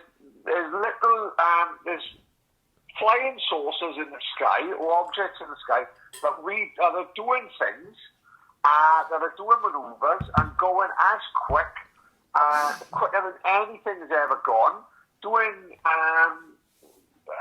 manoeuvres that are impossible. Angles that are impossible for anything built on planet Earth to do, and no one seems to give a fuck. No. So unless you have got little green men walking up the fucking shop up the road nicking all my fucking ice, no one's gonna give a fuck. No. You know what I mean? Yeah, because people at the minute they're bombarded with other media that is forcing them to concentrate on something else. And I don't think we're two fucking idiots, mind, walking around wanting to be Henry folk. Even though, you know what I mean, me and Donna were a bit freaky before Tilly was born and all that. You know what I mean? She'd have fucking, I'd be teabagging her, and then she'd have fucking one ball in her mouth and a fucking willy in her eye and all that. Trying to stick a finger up my gun and tell me that's where my G-spot is. But I won't have none of that. I ain't going to be fucking finger up the ass by Donna, and I'm certainly going to be finger up the ass by fucking Zog, the fucking alien monkey. No. But we only saying what has been put out there this week, and no fuckers talking about it. No, nobody's talking about it. And like I said, I'm not a UFO guy. Like, obviously I get fucking Sniffer made the thing in the Conspiracy Times, and he put a picture of my face on it, like, as if I'm some big conspiracy kook. I'm not. I'm just interested in the stuff, and I ask questions. UFOs. If you list my conspiracies from top to bottom, UFOs would be at the very bottom. I don't give a shit. Right? I've never had any interest in UFOs. So I'm not. This isn't something that I'm trying to push. I was like, oh, I'm crazy conspiracy things. This is there. This is all over the fucking news. This is on the news. It's not all over the news. It's been on the news. It's in papers. You know what I mean? But it's just not the getting the media attention. It should, because obviously they'll talk about these UFO sightings for 5 minutes, and then it's back to coronavirus. Yeah, exactly. Yeah. Yeah, there's coronavirus. Oh yeah, fucking there's a couple of UFOs over there in America. Don't worry about that because we've got more coronavirus. It's like back there, Monty Python, isn't it? Coronavirus? Yes, over there, right to the left. Coronavirus? Yes, to the right, first one on the left. UFOs? No, I'm joking. Coronavirus? Yes, to the right on the left. Exactly. No one gives a fuck. Like I said, unless there's little green men walking around Tennant, and even then, in Tennant, they probably won't have a second fucking glance anyway. No. Until there's little green men strutting around, I don't think it's going to be fucking big news. Right. And even then, mate, I'm not even sure. The people are just going to look at the green man and end up going back to the keepers. Yeah. Going to give a fuck. Well, yeah, maybe we'll get him involved. Because we went international this fucking last week. It was a lad from who was in Trinidad and Tobago. Fucking hell. So anyway, there were leads on from that, right? The UFO thing. And Rogan being the motherfucking man, is that, I don't know if you've heard the Tim Pool podcast yet. It was brilliant. It was outstanding. Brilliant. Yeah, really good. Right, so Tim Pool, just to do a bit of background for anyone who's listening, Tim Pool's what I would consider an independent journalist. He doesn't pick any sides. He independently reports true news, right? But you won't see him on no fucking national media channels. They ain't gonna get him on BBC for any talking heads anytime soon. He's on YouTube and he does his own podcasts, and that's that, right? And he's been on Rogan before, and he was on probably 3-4 months ago, and I listened to him on there talking about, mostly about American politics, that was, you know? And I just found him absolutely fascinating because he didn't care. He doesn't like Trump. He doesn't like fucking the Democrats. He doesn't pick any sides. He just reports, you know, what he sees as accurate news, and gets a lot of shunning because of it, because obviously media controls the masses, like. So anyway, when I seen he was on, I was like, oh, I'm up for a bit of this. Then he told me it was quality. He said the first hour and a half is quite normal, and then the last 90 minutes is fucking mental, right? So I was like, right, okay. So the first hour and a half is quite like of the times, right? He's talking about how China are a bunch of cunts, and basically like how there's media bias of reporting of different things and blah, blah, blah. You'd have to listen to it. A lot of it is coronavirus related. He said, like, what I found fascinating was, he obviously you've heard it, but he says to Joe Rogan, look, there's a name, and if I mention the name to you, they will shut that. YouTube will shut this podcast down. Do you understand that? And Joe Rogan's like, no, shut the fuck up. And he's like, no, I'm telling you, because I've already trial run it, that if I even write this name down on a like a Facebook post, that's it, forget it, it's gone. And he said, if I mention this name on the podcast, you will be done. He never mentions the name. He writes the name down. He hands it to Joe Rogan, and Joe Rogan, he said, Joe, whatever you do not say that name on this podcast. He said, you will be taken down. And because obviously whatever this guy had done, he says he's a CIA whistleblower, and he obviously doesn't say the names. You can't fact check it, can you? But yeah, of course. It was like, you know, it was a weird thing, weird moment in the podcast, but fascinating none the same. It just goes back onto the thing with the media, how the media controls everything that's allowed to be put out. YouTube, Twitter, Facebook, Instagram, mass media, it's all part of the same fucking thing, and they'll only let you put out what they want you to put out, and if it goes against what their narrative, they will look to take it down. Like, anyway, then the last 90 minutes they talk about this UFO situation, and some of it was fucking mind-frying, absolutely mind-frying. Did you take in what he was trying to say about how he said civilization could have got to this point now where we are? No, go on. Right. I'm going to do a shite job of this, but I'm going to try and do it's not a job. Best summary of it, right? So, like, what Joe Rogan and him were discussing were that there's things that are in this world that we live in now which can't be explained. Like, in the Nile Valley, there's, like, ruins there which could only have been built by, like, men, but there's no known civilization that was in the Nile Valley at the time frame, like 9,000 years ago, when these things could have been built. There's a lot of things like that, like, you know, Mayan artifacts and things that can't be explained, right? Didn't they go on a bit as well? Sorry to interrupt you and go back there. No, like our theory on the Bible. Right. It could just be Harry Potter. You said it, mate, you've said it since the start of this fucking podcast. And what they said was more or less, go on, tell them. Yeah, so this is it. So this is what he's saying, right? This is like Tim Pool's theory of, he's not saying this is a thing, but it just makes you think, right? That these things that we can't explain, these certain things that we don't know how they got there or they got there. If let's go from this point in time now, let's say we fuck this world up to a point where we have to leave this world, right? The only way to survive would be to leave Earth. And Elon Musk puts a fucking a spaceship together to travel to Mars, right? And he's only got a certain amount of people on it. And that spaceship goes to fucking Mars and lands, and they have the technology to colonize, right? So you've got to think now over time, how long would this take? Like 5 years, 10 years, 20 years, 30 years. These people are breeding, right? And they're getting bigger, and there's more of them. In 50 years, they've started expanding. In 100 years, they've moved out. A lot of them have left to go and explore and move to different parts of Mars. In 1,000 years, they haven't even got the technology that they had 1,000 years before because it's all defunct, right? Because the people who knew how to work it are all dead, potentially didn't pass it all on. So then 10,000 years down the line, nobody knows what happened 10,000 fucking years before. No. Right? Apart from the fact that they know about, there's a book that's written about these things that happened. Right? And they have these artifacts that they don't know what to do with because they don't understand them. And these things happen in their work. The story hadn't been passed down.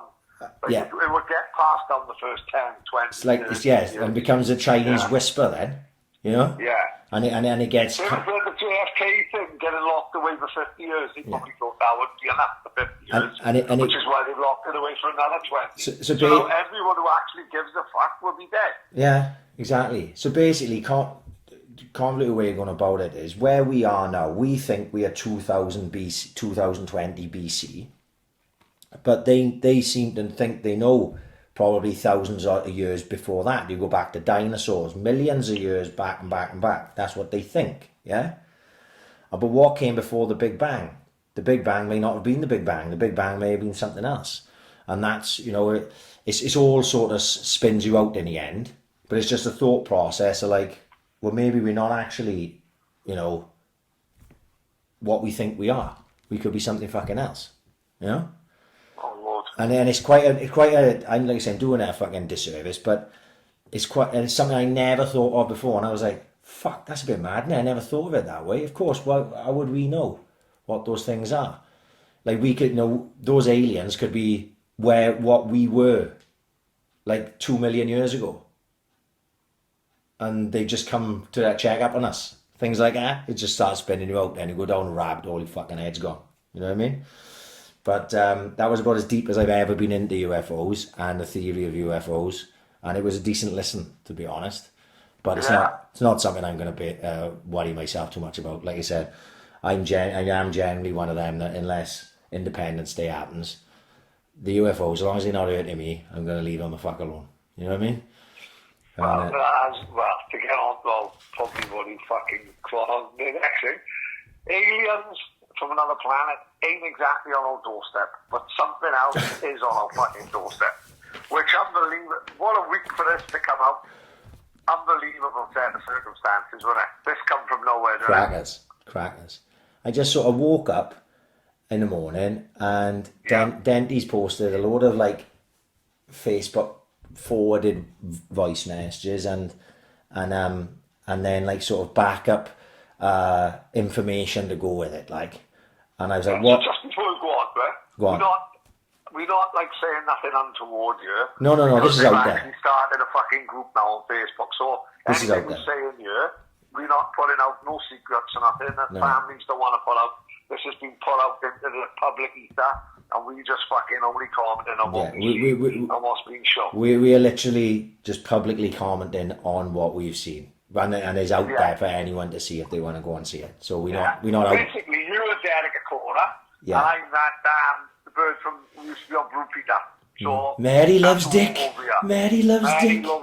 Yeah. Do you ever hear about the one where they exposed a caller as a fucking false, like? Do you ever see that one? No, I can't imagine it was too tough to do that though. But well, so what they did was they called him into say Margam Country House, something, yeah. And these two guys, and he'd say, any history of anyone dying in the thing. So he's basically fishing. He's setting things up, yeah. He's setting himself up, like. So they said in 1893, a man called Creed Kafer got stabbed here, and they reckon he wanders round the castle at night. And he went, all right, yeah, Creed Kafer, is it? All right, yeah. Okay, no worries. Well, what you've got to realise, Creed Kafer, spelled backwards, is Derek Faker. Right. So they've given him the name Creed Kafer, Derek Faker. So a quarter's in there now, and obviously 2 o'clock in the morning, he's like, I'm feeling something. And then his eyes go on the back of his head. Nowhere there it goes, Creed! Clifford! Creed! Clifford! And all these fucking producers are like, what a fucking offer. This guy fucking real. And he just got totally fucking found out the poor cunt. He done it in cold blood. Oh, never. Poor old Derek. Yeah, No, old Derek. Anyway, back to the thing, right? So I asked Denty what he was. He gave me a brief rundown. I was like, oh, it's too early in the morning for this. I'll give it an hour or so. And then I went and listened to basically what were voice messages from this kid's dad saying that this kid had been down in Clydach, down by the river or something, and brought a ghost back to his mother's house. And the mother had contacted the father and said, look, can you have a word with, the kid, because he thinks he brought a fucking ghost home. And so the father had a word with the kid, and the kid was like, yeah, it's Margaret. I brought Margaret home from down by the river, blah, blah, blah. So long story short, they find out that a child called Margaret died down by this river in Clydach many, many moons ago. He was a little girl. 1975. Right. And there's a gravestone down there with her name on it and everything. So part of what I had was the by the way, the gravestone is spooky as fuck. Spooky as fuck, yeah. It's proper old school. Proper Blair Witch. Yeah. Proper Blair Witch stuff. And it's there. All the information is there. So I was like, whoa, this is quite a lot to take in. So we got UFOs in fucking America. We got fucking ghosts in Clydach. Some cunts walking around with an owl on a lead in Penlan. I'm like, what the fuck? No way. Which is the type of thing we used to on Facebook, isn't it? Yeah. Facebook, I want to see boys walking owls in Penlan and dancing cats and Port Mead. Right. So, and I was like, fuck, what is the world coming to? We are literally all going fucking crazy. This is amazing. Yeah. We are living through a massive acid trip. I love that. We're going crazy. This is amazing. Yeah, this is brilliant. There's no backing down now. No retreat. We're all going mental together. So no retreat. We all want a bender. And it's fucking... So, the next thing... my missus has showed... No, actually, part of what Denty had sent for us was the mother putting it up on Facebook saying... And I say, I'm not mentioning any names now. It's out there if you want to go find it. But the mother saying about the story of their kid, and before we know it, the mother's got a Facebook page up and is doing videos of her kid walking down the riverbank, back towards the... Right, so what do you think of the video in the 70s? Do you think that boy is talking to someone, isn't he? I'm gonna have to watch it again, but you've got to bear in mind, this kid is 3, right? So what do kids know when they're 3? Kids talk to any fucking thing, you know what I mean? Just to back that up, when I was 3, and this is fucking mad now we're thinking about it, because I must have looked fucking stir crazy. It was, do you remember the old Corona pop bottles? Yes.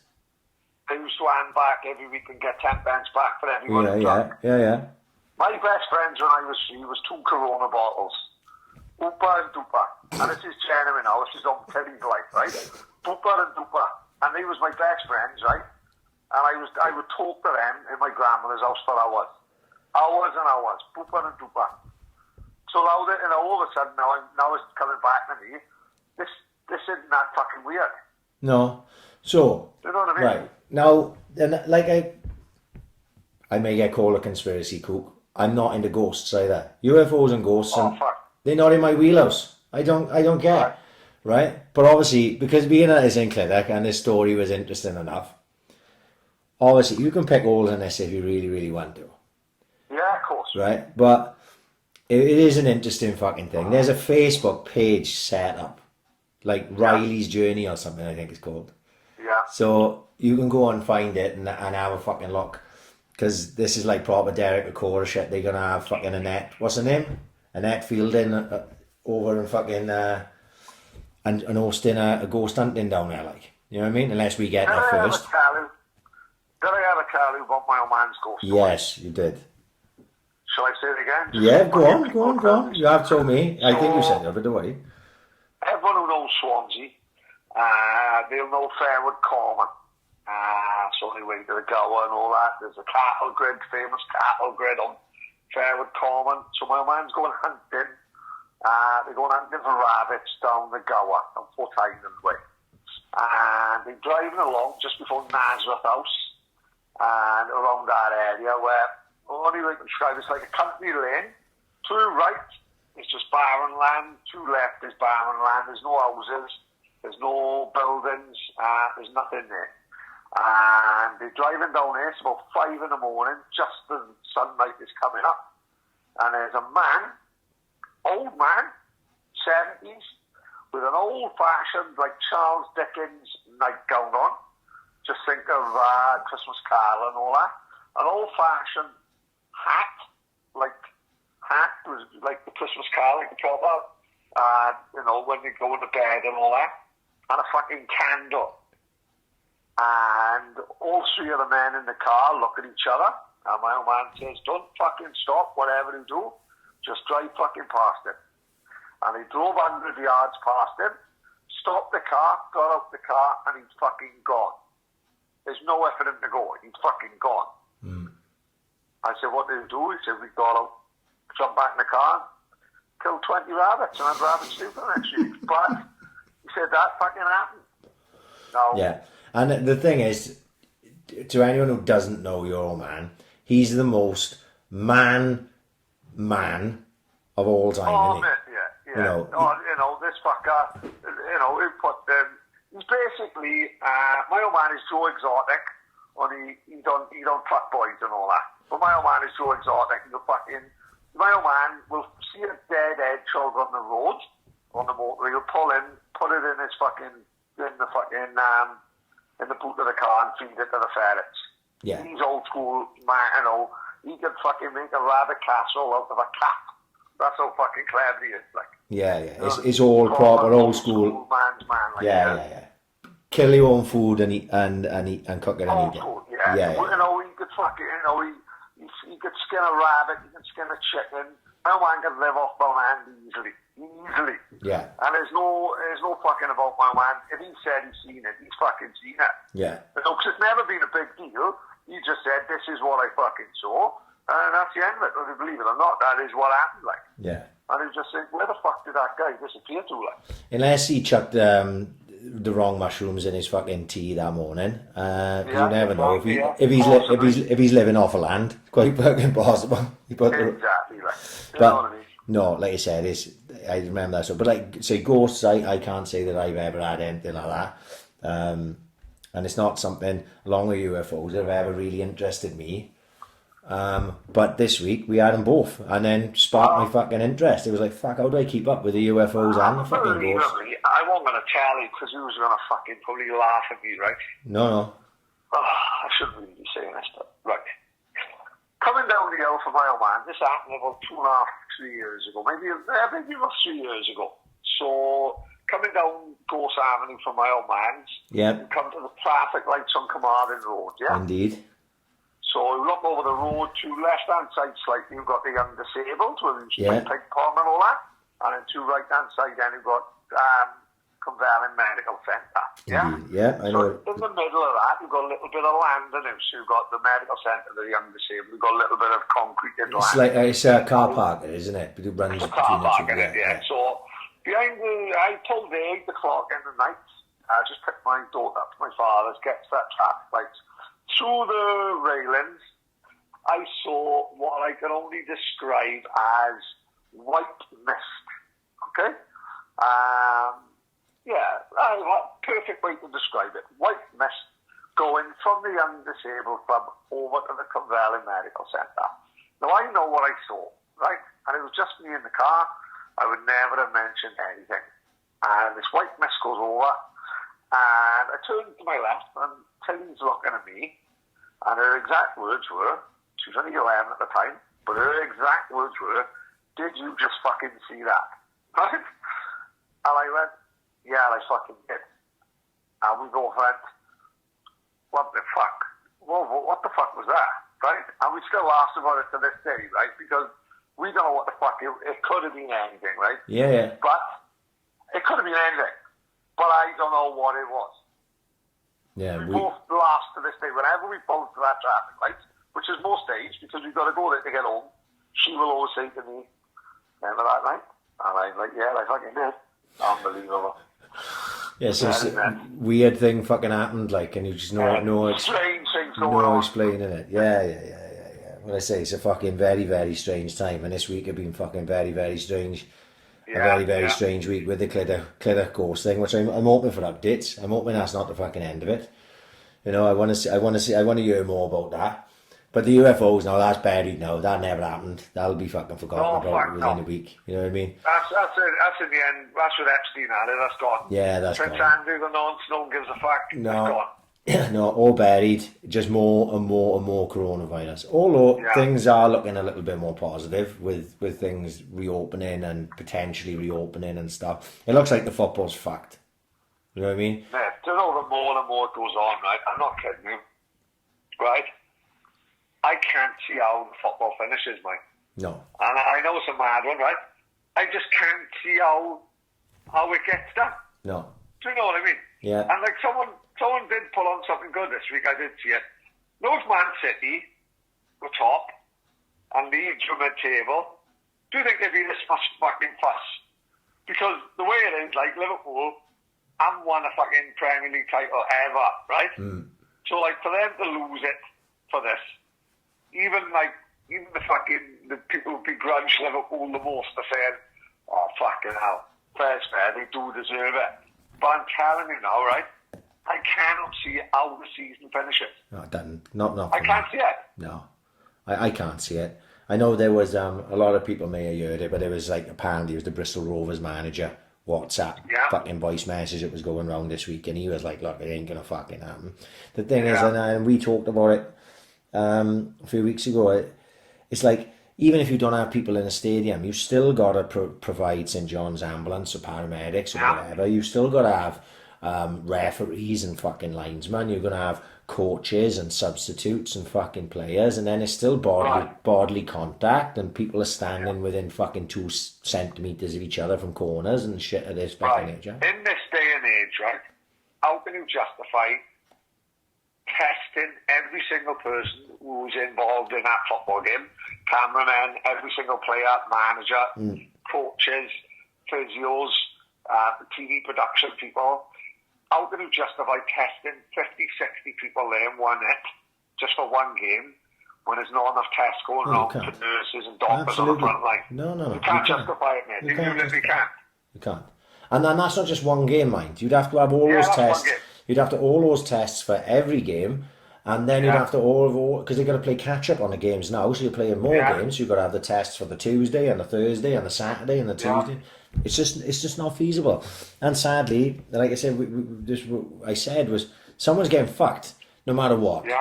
Right. And if you're bottom, I don't know who it is yet. Someone is, isn't it? Yeah. And if you're with the Swans, thankfully, that's one less stress because we weren't going anywhere. We ain't going up. We ain't going fucking down. There will be people who said, "Well, we had a chance of getting in the fucking playoffs." Don't be a gimp. We didn't have a chance of getting in the playoffs because we were shit, right? We would have ended up 10th or 11th or 12th or 13th in and around that fucking spot, and that was that. So for the Swans, it don't matter a fucking iota. But I can see if you're fucking, let's say you were in the bottom, you're in the bottom, you're 2 from bottom, right? And you were on the same points as 2 or 3 teams above you, right? I can see the gripe there. Right? I don't know the teams. I haven't looked at the fucking leagues, but let's just say for argument's sake, Middlesbrough. And you're going to get relegated now because you didn't play all your games. I guess unfair is it, like? It's not fair.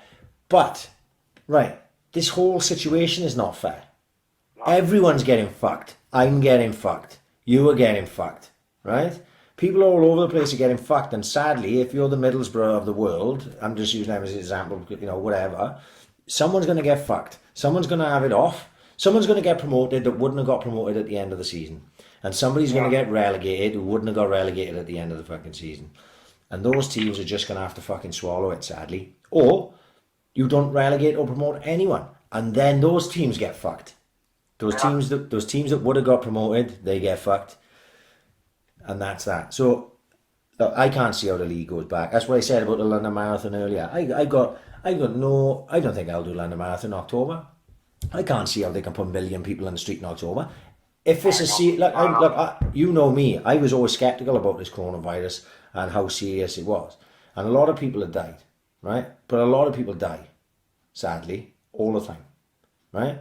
And if it's as serious as they're supposed to have been, and I'm led to believe, and bear in mind I've been in the house for 5 weeks going fucking nuts, that there's no way October can go ahead if it's as serious as that.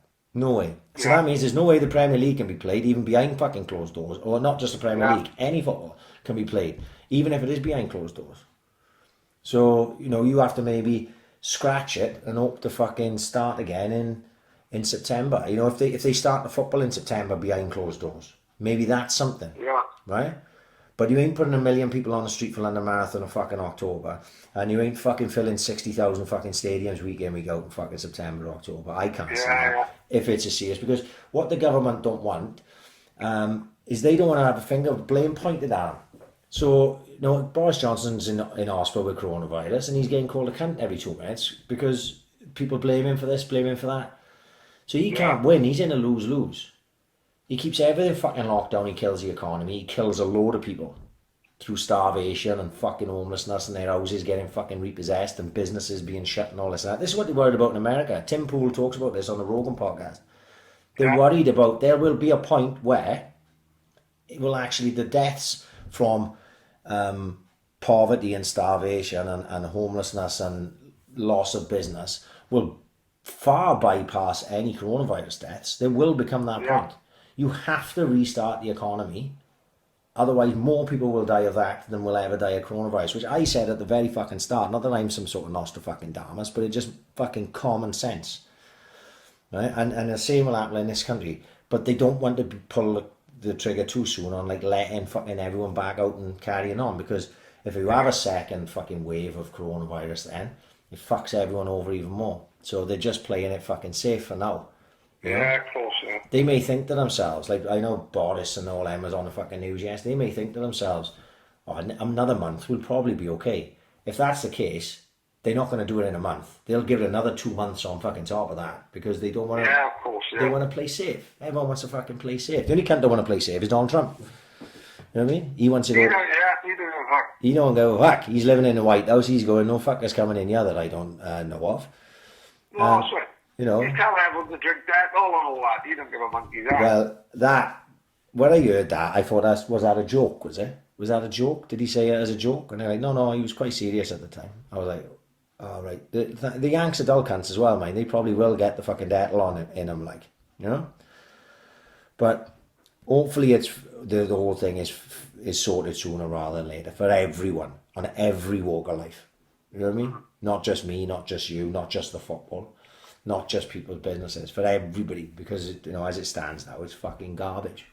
So, and everyone wants to get fucking back to it. But I can't see how the football goes ahead anytime soon. There's no way in the world. No, I do like I said, the longer it goes on, and they try to rush it, but let's be honest, right? You've got to feel for Liverpool. Like, what a terrible, terrible way to win it. Imagine winning it behind closed doors, no fucking fans, no bus through the city. It's fucking sad. It's just terrible, isn't it? Yeah, really? and all that time in it. You know, you said about like even people who like, I don't like Liverpool. I'm not a Liverpool fan at all, but even I would turn around and say they by far and away the most deserving team winning the fucking Premier League, and not just most deserving team winning the Premier League this year, for the last few years. You know what I mean? Yeah. They literally, if you took what they did this year and matched it up with other seasons, you think, fuck, they were better than the Man City side of last year that won the fucking league. You know what I mean? This is how good they are. They're one of the best sides the Premier League has ever had, I believe. Yeah. That's the way they were going about their business. They were going to go on to get record goals, record fucking points, right? That's the way they were going about it. And now they'll just be like, yeah, you didn't actually ever win it. Dude, you got it handed to. They'll always have that. And that's sad for them, because they don't, the way they played this year, they don't deserve that. But such is fucking life. There's a lot of people getting fucking stiffed, and Liverpool are just going to be another one along with it. I think there's more likely that the season will get null and voided. Teams will go up, teams will go down as it stands, and they'll just have to swallow it, and hopefully start a new season afresh in September time. You know, that's the way I see it going. Randomly, while we're talking about football, my missus, Nan and Bamp, they've been season ticket holders down the Swans for fucking years. You know, I mean, they probably go all the time, hardcore like. And Leon Britton rang them this week. No way. Yeah, I saw the story. I didn't realise it was Tina's mom, you know? No, I wasn't. That story that's out there was nothing to do with Tina's Nan and Bamp. Oh, right. Right. Okay. So it turns out, I spoke to Tina's Nan and Bamp earlier on in the week, and they were saying that their phone goes and they don't ever really answer the house phone, you know, because most of the family will ring them on the mobile. So if they get house phone, they think it's fucking cold callers or something like, innit? Yeah. Right? But for whatever reason, Tina's Nan decided to answer the phone. And she went, oh, hello, is that, you know, it's Leon, right? And she was like, Leon who? Have we got the right number, like? And he was like, oh, it's Leon Britton. No, straight away, she thought it was Tina's old man because he's a wind-up fucker. And she was like, shut up, Andrew. You know what I mean? What do you do? And he's like, no, this is Leon Britton. So anyway, he managed to talk around and explain that him and Truns, I think, as well, and I don't know who else may have been involved, because the tweet I saw was that Trundle had rung someone's grandparents. But between them, they're ringing round like all the elderly season ticket holders and stuff, just checking they're all right and if they need anything. Amazing. So imagine Trundle doing the shopping, it'd be fucking great. Like in its, I know, amazing. He'd be fucking bringing down a cabbage on the back of his neck when he's flicking back up into the trolley and stuff like that. Right. But in a time where Swans have had enough stick off us, as much as fucking anyone else, but Swans have had enough stick over time. But we have said that they've managed, with keeping Truns in a job, keeping Brits in a fucking job, keeping boys in a job who know the club and know the community, that these type of things then will go a long way, like. And I'm sure Trevor Birch probably had something to do with whoever's idea it was, but I think it's fucking great from the club.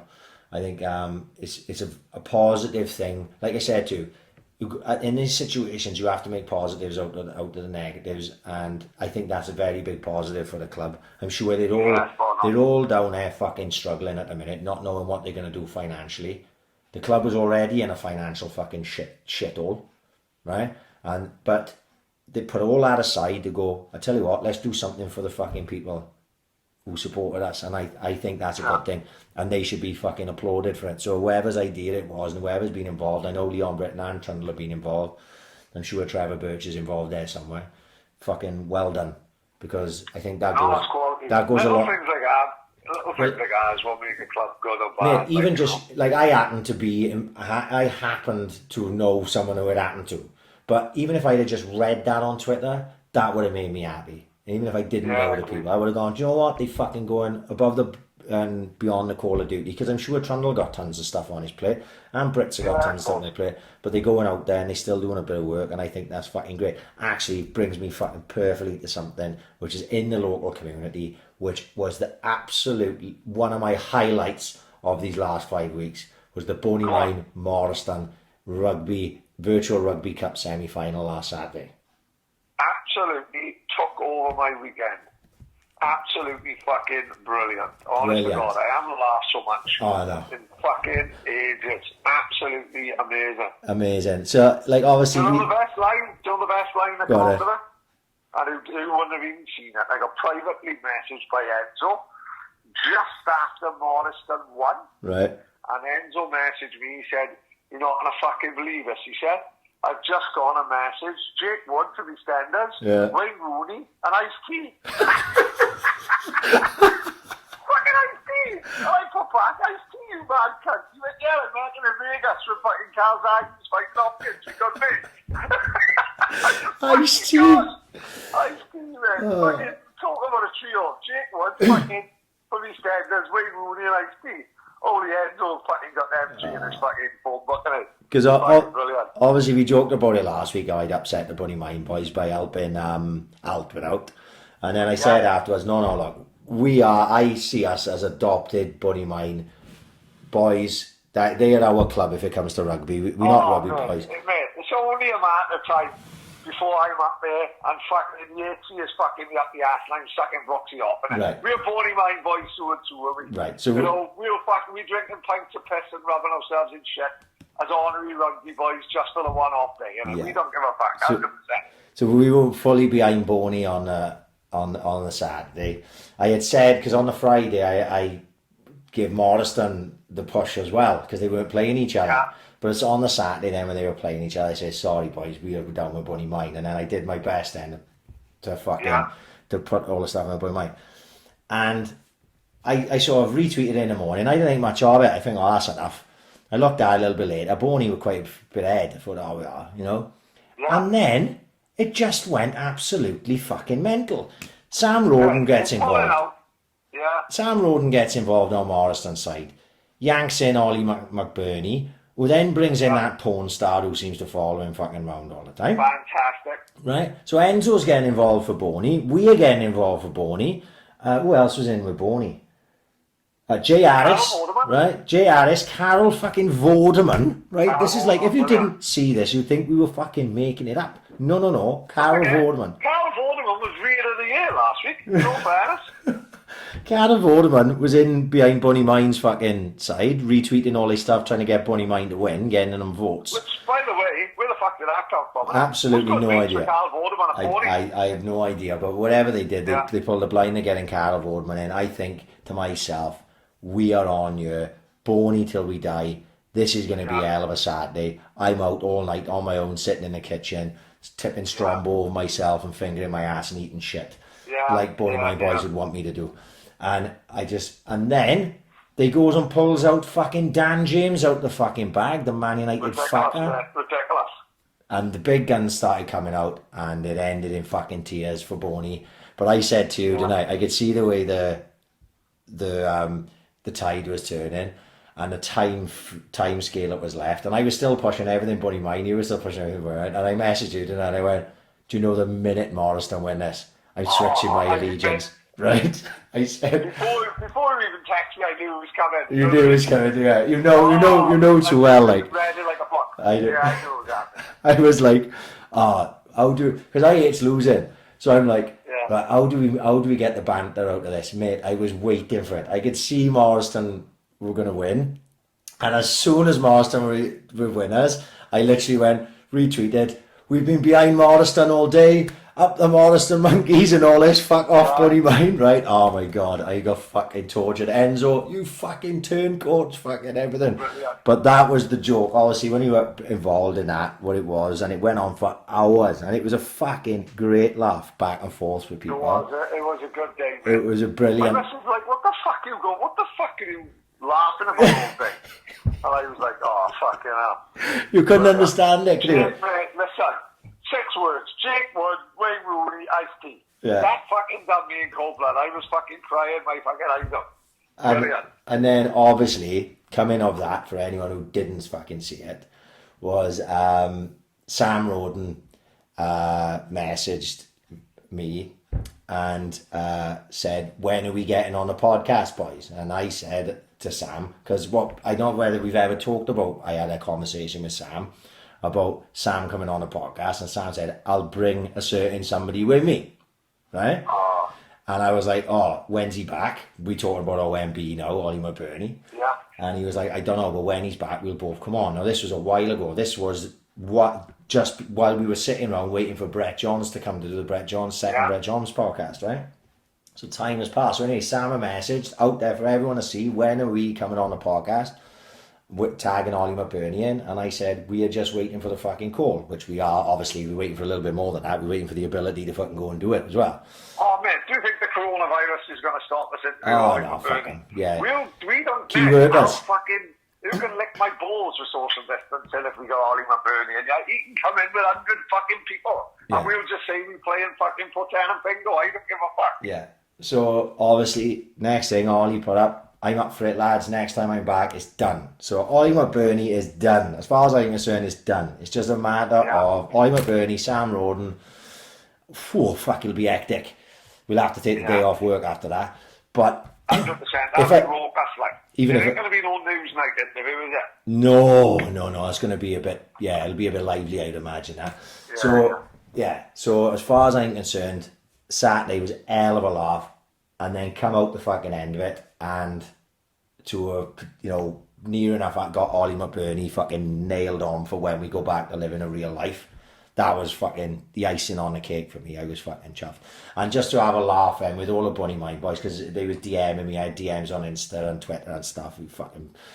And just having a novel like Joe Yates and boys like that, it was just a great laugh. A fucking real high point of these last 5 weeks. Who would have thought 4 weeks ago that the highlight of the weekend would be a virtual rugby game that was played out on Twitter involving Carol Vorderman, Dan James, Ollie McBurney and porn star. Who would have thought? You know what I mean? And us. Yeah. You know? I know. Fucking brilliant. I can't wait to get up the Boney one. We're definitely going up there one day to watch a game, I think. 100%. I've been in touch with members of, Bonymaen, and they're trying to organise a big fucking to-do, like a big thing with Morriston with them, and just something. Oh, that's perfect. Raise a couple of quid, have a fucking laugh. They want us to get involved, and have a few babies and whatever, and I was like, "What? Yeah, no problem at all." Fucking yeah, we did. Yeah, Gareth Beaver I fucking spoke to last week, and he was trying to organise something. And look, whatever, me and you are easy going, Pad.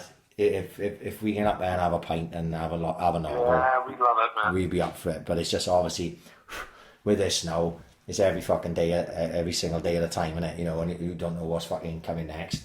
So you can only go with tomorrow and see what happens then, So, but that last week was fucking brilliant. I know what the fuck I'm going to do this Saturday, to be honest. Everything's it'll be in a massive anticlimax now. I told him, we got Tennant bingo. Oh, you've got Tennant bingo? Right opposite us. What the fuck have I got? I don't know. Well, the only other thing I did this week, Pad, and I don't know if you've seen it yet, but we have talked about it in the past, is Bobby Robson documentary on Netflix. I haven't seen it. Mate, it is absolutely right up your street. Really? I mean, genuinely, it's brilliant. No, we talked with Pete doing about it. Yeah. Because Gabriel Clark was on about doing a Tosh documentary. Okay, yeah. And Gabriel Clark did the Bobby Robson documentary. It's called More Than a Manager. It's been on my list. And he does? Mate, it is brilliant. It is. Really? Oh, mate, genuinely, it is fucking top level stuff. Brilliant. You don't you forget about Bobby Robson in a way, and all he achieved is fucking mad. Mate, people forget Bobby Robson's managing Barcelona, man. Right. People forget. He won until he went to Newcastle. He won every single place he went. Right. He went to Ipswich. The footage they've got. They pull this footage out. I love it. Right, all the old footage. They got Bobby Robson on the training ground, and he doesn't even look old enough to be a manager because they give him a job. And I think Ipswich was struggling, and he was like a young man. He had no fucking apart from being a good footballer because he played for England and that. He had no managerial experience or anything. He went in there. He changed the face of the club. He worked on a youth system, brought all these players through was Russell Osman there, fucking Alan Brazil, all these fucking youngsters come through. John Walk, people like that. They won the UEFA Cup in 1981, I think it was, right? Which was huge. UEFA Cup at that time. People think of the fucking whatchamacallit it now, the Europa League, and it's a load of shit. But the UEFA at that time, when the European Cup was just played out between the champions of every league in Europe. Yeah. The UEFA it was a knockout. There was no league. There was no leagues, nothing. Knockout. The UEFA Cup was fucking massive, and for Ipswich to win that was the equivalent of winning a Champions League these fucking days. You know what I mean? It was fucking huge, and they weren't a big club. They didn't have any money, and then. He went on then to become England manager. He went to England manager in 1982. And obviously then, more famously then, managed England through the 86 World Cup. Yeah. And was getting a lot of fucking grief because England hadn't performed very well. And then Gary Lineker went on a mad fucking goal scoring fucking spree. And they get to the quarterfinals. And So, yeah, it was quarterfinals, wasn't it? Yeah, quarterfinals, and then Argentina. and then lose to the hand of God, Diego Maradona. So you see all through that period, all in the back, behind the scenes stuff, fucking everything. The story of it is fascinating, especially for mine and your generation, because like that World Cup was the first. Like we talked about before, that World Cup was the first World Cup I ever saw, and I saw Maradona and went, "Who the fuck is that guy?" You know what I mean? Yeah. And still stays with me now. To go all the way through that period, and then obviously they go to the 1990 World Cup with Gaza, with the loss in the semi-finals. His relationship with Gaza, fucking unbelievable. Gaza's on it. Guy Lineker's on it. They got loads of people. Yeah. Then he goes about his club career then, because obviously he left England and he went to PSV, won stuff in PSV, went to Sporting in Portugal, won stuff there, went to Porto, won stuff there, and then went to Barcelona. And it was, I forgot all about this, but while he was at Barcelona, right, Johan Cruyff had left, right? And obviously Johan Cruyff was Barcelona. He was everything. Of course he was. Right? He was Mr. Barcelona, but he'd been fucking shunned and gone. And Bobby Robson came in and took over. So it was hard it's like going in behind Alex Ferguson at Man United, or Arsene Wenger at Arsenal, or anyone like that. And they said to him, like, right, Bob, what do you need? He said, I need this kid from PSV. His name's Ronaldo. He said, he's 19 years of age. They said, it's a lot of money for us to spend on someone that unproven at that age. He said, go and get me Ronaldo, he said. And he went out and they signed the real Ronaldo, Right. And Mourinho, better mind, Mourinho's like, he is the only Ronaldo, he says in the documentary. That's what he says. I don't know why he hates Cristiano. You'd think they'd be all right together, being that they both Portuguese. Yeah. But Mourinho was Bobby Robson's number 2. Yeah. And then it goes through his Barcelona journey, but it does that going back and forth, like they do with Arsenal. Yeah. It's fucking brilliant. And I didn't realise what he went through at Barcelona. He had a real tough time. It ended up coming out the other side. Yeah. The crowd were behind him. He won a game 8-1, and they were whistling and jeering as he went off. Because there's no fucking hope, man, is it? No. That was early in the season, like. But then he managed to win them over, and it shows one game in particular, fucking brilliant. And it goes through his whole life, and then leaving Barcelona, going back to PSV, and then going to Newcastle, and then his time there at Newcastle, and then obviously going in more then about how he died, and he set up a foundation for, cancer research and stuff. It's fascinating, honestly. It's about an hour and 3/4 long. Pad, honestly, God, it's brilliant. Be the next thing you watch. Like I recommended the Maradona thing the other day. I made it started tonight. Oh, done. It'd be too late for you. Do it tomorrow when you've got time. It's fucking brilliant. Absolutely brilliant. Bobby Robson documentary, More Than a Manager, on Netflix. If you love football, there's nothing not to love about it. You know what I mean? It's like in the same ilk as a Maradona documentary. There's nothing not to love. And it gets a bit dusty at the end when Gaza's talking about him and seeing him for the last time. Oh, played on my heartstrings. Really? Yeah, Gaza.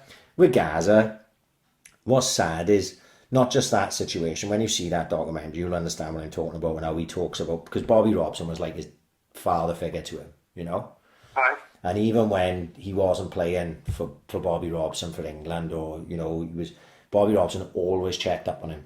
He had people looking out for him. Yeah, he would ring Gaza like twice a week. Are you okay, Paul? Yeah, I'm all right, mate. I'm all right, and he'd always check on him. He'd always make sure if Gaza was somewhere and he knew someone there, can he go and check on Gaza for me? He loved Gaza, loved him. You know what I mean?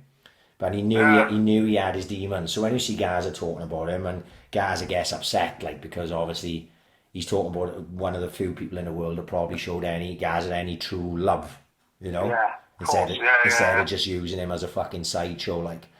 And but did you see randomly like Gaza in that house party like the other week? Oh, and that place got smashed up. Yeah, well, that was a fucking random couple of videos, wasn't it? Yeah, that was a bit strange, that was. But this is the thing, Yeah. Gaza can't seem to help himself, and all the help people have tried to give him over the years. And like you say, when you see it, it's emotional because of the way Gaza's coming across. But you look at Gaza and you go, it's sad. He's got a sad life as well. Real sad life. Yeah. And actually, the next one I'm going to watch is the Gascoigne documentary on Netflix. Have you not seen it? Not seen it yet. I thought you might have seen that No, before. I should have seen it, but like, it's one of them that just got lost in my list, and it was only when I scrolled through and I saw the Bobby Robson one, I thought, right, I'll watch that, and then I'm going to watch Gaza next. But yes, if you can watch something, watch that, because it's fucking outstanding. You know, it's got football in it, it's emotional, and it's got some classic footage. And it makes Diego Maradona out to be an horrible cunt. Because he got the hand of God, you know what I mean? Whereas I watched Maradona the other day, and even though they could talk about the hand of God in his documentary, I'm so sorry for him. Like. Yeah, it's shown from a fucking different angle where you're like, oh my God, Maradona was alright when he had a tough time. Yeah. So it's the two sides of fucking the story, like I seen within a week of each other. But yeah, it's fucking really good. If anyone wants to watch that, the only thing I would give a miss, oh God, Pad. You know some things that you watch and they hurt you, right? Yeah, go on. I watched Alien Covenant last night, right? Right. No, you're not into Alien or Aliens or any of them, are you? No, Right. fuck, no. No, Aliens one of my favourite films of all time. Top three. It's not top three best films I've ever seen. I'm talking about top three favourite films I've ever seen. There's a difference in it, right? Yeah. So, obviously, Alien, the original, Ridley Scott, classic horror, sci-fi horror, Sigourney Weaver, everyone knows Alien. Aliens was the follow-up, James Cameron, shoot 'em up, brilliant, that's my favourite. Alien 3 was okay, still sort of in the same ilk as the first two, was like, and then it started to get a bit silly. You know what I mean? They were just using like the Alien name to like make money, right? So Alien Resurrection was fucking stupid, and then they got stupid Alien versus Predator and all these fucking things, and it's just making money. Well, anyway, Ridley Scott got back involved, and they made Prometheus. Yeah, did you ever see it? Yeah. I don't know if you ever. No, I didn't. But No. You didn't mind it, did it? At the time, I didn't mind it, right? And I actually thought it was pretty well done. And I only now, after watching Alien Covenant, have I changed my mind on Prometheus. Both of them are shit. Really? Alien Covenant is shit. I'm joking. It's fucking garbage. It's like it's trying to, I don't know, it's trying to like explain a story which didn't need to be explained. It's like a prequel to everything. The both of them are, Prometheus and Alien Covenant. And I just fucking hated it. Hated it, like. Really upset me watching it. No, I was like fucking angry. I was like, what are you doing to one of my favourite films of all time? Oh, it's not like you, in fairness. No, I don't. I very rarely dislike things. When I said I disliked Us last week, I disliked it. I didn't hate it. I just didn't like it, like, you know? But this, I actively fucking hated. And, like, you know, alright, it's fucking well made and the effects are good and all that shit, but the story of it is nonsense. And I was watching it and it made no sense to me come the end. I was like, what the fuck is going on? What has happened here? And it just seems to be like they're trying to just make money. Nobody gets to that point where it's just about the dough and not really about the fucking story. And that's, I watched, it's just nonsense. And I literally just was like, going to the TV at the end of it, fuck off. No, just talking. Like, no way. fuck off. Yeah, like a fucking psychotic. And that's how fucking disappointed I was in that. But aside from that, it's been a good week. It's been quite fun. Yeah, good fun. But, like we always say, don't we? This is the best global pandemic I've ever been through. You know, it's a good one. My only concern is like this isn't the real pandemic. Do you know what I mean? Right. Like, right? Imagine there's like a real one where we like really, really fucking, it's really heavy duty, like, you know, not long from now. Contagion and that, like. Oh, proper. No, well, like, yeah, even fucking beyond that scale, like, Yeah. you know, because Contagion, obviously we talked about it, the numbers in Contagion are mega compared to the numbers we are going through now. Yeah. And that's the whole point of the film, is like they dramatise up the numbers, don't they, like, to make it seem more extreme. But Contagion for the film is exactly what we're living through now, but we're just not living through the numbers. You know, but extreme. Imagine we lived through that. You know, that's a fucking, that's all thing. That's why she riding in the streets and shit. And, yeah, proper. you know, that's scary. Yeah, proper martial law. You know. Yeah. And I stand out. I stand out in my front of my house, and obviously I live on a main road, and it looks like any other day to me. You know, that's how busy. Really? That's how busy it is on Carmarthen Road. I know I got Aldi's, I know I got Iceland and all those fucking things, but it is as busy as ever, wrong by me. Yeah. You know, I think people it's are 5 weeks down not taking it serious. Right, before we fuck off, we got anything else? Right, hang on, have you seen the film The Martian, which has just come on? Yes, absolutely loved film. it. Loved it. Brilliant film. I read the book and I watched a film. Both are as good as each other. It's fucking excellent. I am told that The Martian is... I listened to Joe Rogan again with an astronaut. Fuck me. Yeah. And Joe Rogan asked him about The Martian. He said, how realistic is that? And he said it's about as good as it gets. But he did. Really? He picked a couple of holes in it, but it's real nitpicking. I can't even remember what they were. But he said... Yeah, I tell him what one of them is. He said he couldn't go into space with tarpaulin in his window, which is fucking obvious. But I can fucking tell you that. I watched The Martian when it was first on Netflix, and now I realised it come back on. Actually, earlier I was scrolling through trying to find a film for the kids, and it came up for me. Yes, great film. Really, really loved it. And I like Matt Damon. I always have since Good Will Hunting. Massive Good Will Hunting fan. So I'll watch pretty much anything Matt Damon is in. Yes, very, very good film. And apt as it goes. Seeing as we talking about the UFOs and that. So yeah, fucking great. Anything else? Couple of things that people have fucking done. We talked about Phillips the other week when we remember. Yeah. Just recently come onto the podcast. Say about a month, 2 months ago. Don't know how we picked it up. Just started listening out the blue. Fucking, he loves the podcast as much as we love him. What he done. I spoke on here about. He gave up work. He was a manager. He gave up being a manager to follow his fucking dream of being like a personal fitness trainer, which we loved him. He said at the time it was fucking awesome. And he set himself up. I think he's doing whatever else he's doing. He's doing online training because obviously, poor fucker, he's gone self-employed, started his own gym, and now obviously that's the world is fucking falling out for that industry. But he's doing online fitness things, and he's been doing a few challenges to raise some money, and he's raised money to have like a pizza Friday for like NHS frontline workers to get some pizzas and all that sent up there. And I'm not sure how much he raised. I think it was about 200 quid. But today he was doing the equivalent of climbing Mount Everest on his fucking stair climber in his gym. What? And he's been doing it up Mount fucking Everest. And the way he did it, I kept on missing his live videos. Does that make sense? So I go on Facebook. I missed it by 10 minutes. I missed it by an hour. So I couldn't jump on his lives. But from what I can gather, he was doing so he would set himself, whenever he got a certain time, he'd tell him what was the equivalent if he walked. So I caught him, I've just walked the Trump Tower. I've just walked the Burj Khalifa. I've just walked Penavan. And he did it all fucking day, and it took him however many hours, and he climbed the equivalent of Mount Everest in a day. Wow. On his fucking stair climber. Brilliant. One brilliant achievement anyway when you're thinking about it. Fucking man, my legs be like fucking jelly after a mile. Yeah, and brilliant. He was in the hot tub tonight with a bottle of bud. Good luck with him. You enjoy that. One, the equivalent of Mount Everest. Amazing. And two, raising a couple of quid, which is what it's all about these days. Greg Pickett dropping all the stuff up to the hospital. 100% old school. 100% old school.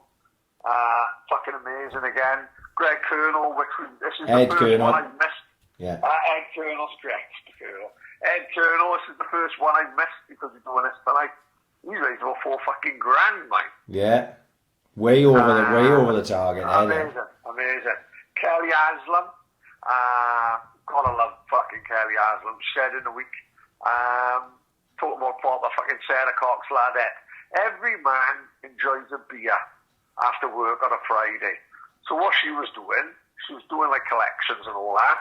But instead of just giving the money to the NHS, she was actually going out, and all the money she raised, she was buying slabs and slabs and slabs of beer and taking it up to the men not working on the new base studios, the hospital up there. Right. And took them all up to date.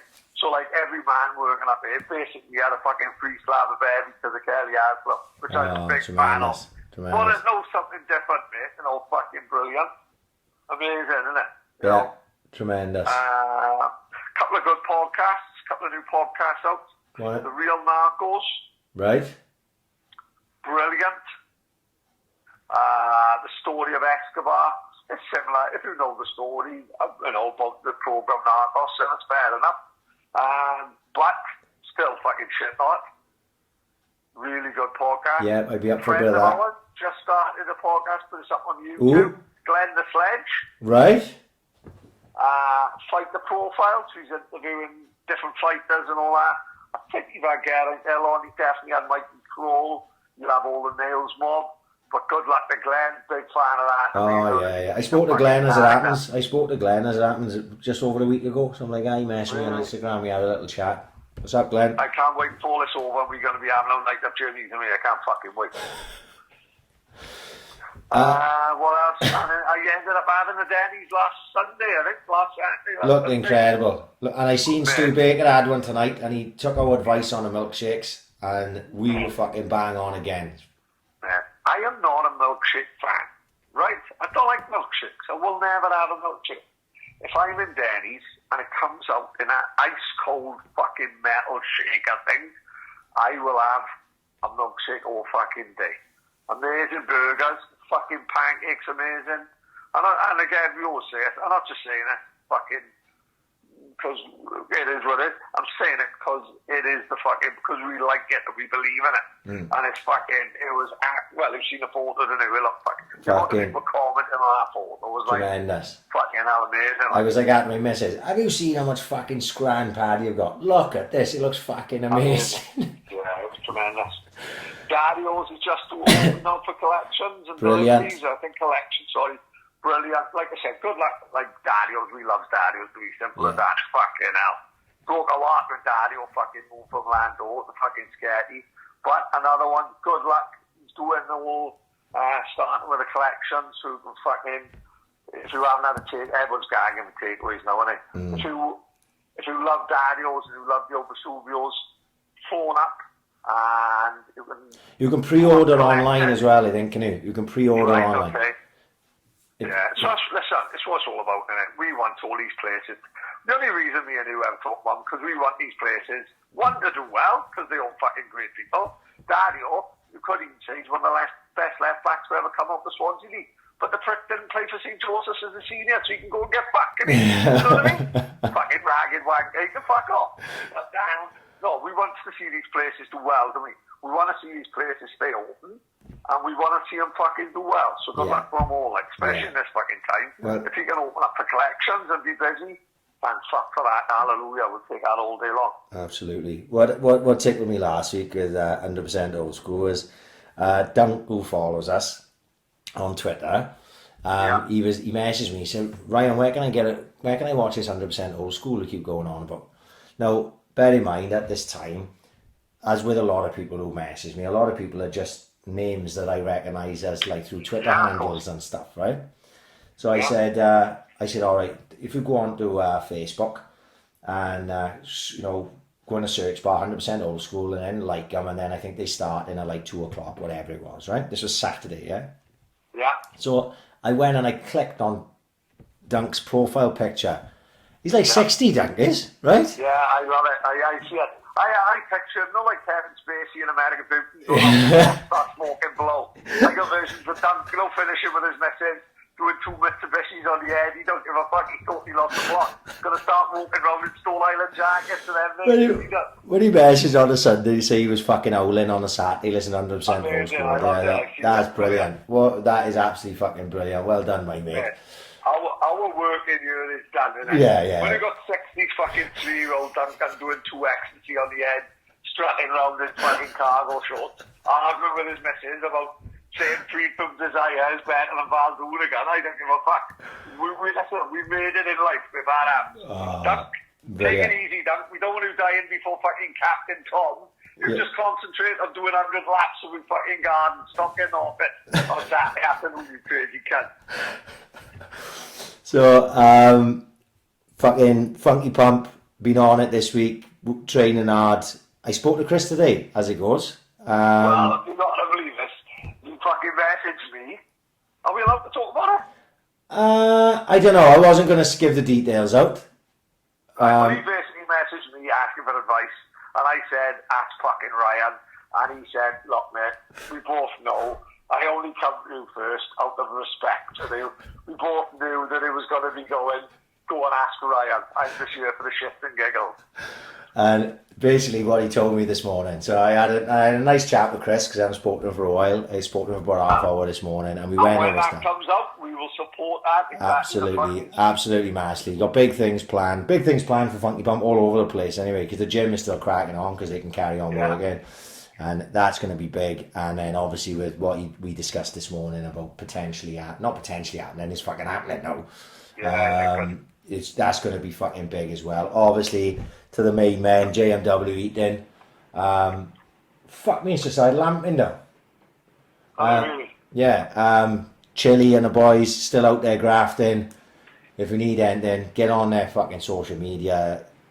Everyone we talk about, just get on their social media these days. You don't need a fucking phone number. Get on Instagram, or Twitter or Facebook. You can contact JMW Eating if you need anything. Plumbing wise, maintenance wise, they're the fucking main men. Chili's like fucking Mother Teresa going around fucking Tennant and handing out fucking bacon sandwiches to anyone who needs a graft. You know what I mean? He loves it. The Bunkhouse. Yeah, no fairness. Get on www.bunkhousebar.co.uk. They are doing takeaway food, pizza, burgers. Apparently, the governor. That sounds like a heart attack on a plate to me. I can't wait to have a fucking go. But they are doing food delivery, takeaways. They're all trying to stay on their feet.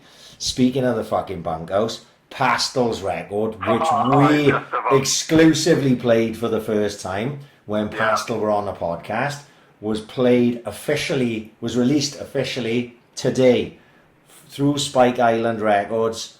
Big day for the boys of Pastel. Yeah. They were doing a live Instagram chat earlier, and I jumped on, dropped in the hashtag AiC effect, had a little shout out, just because I can't help myself.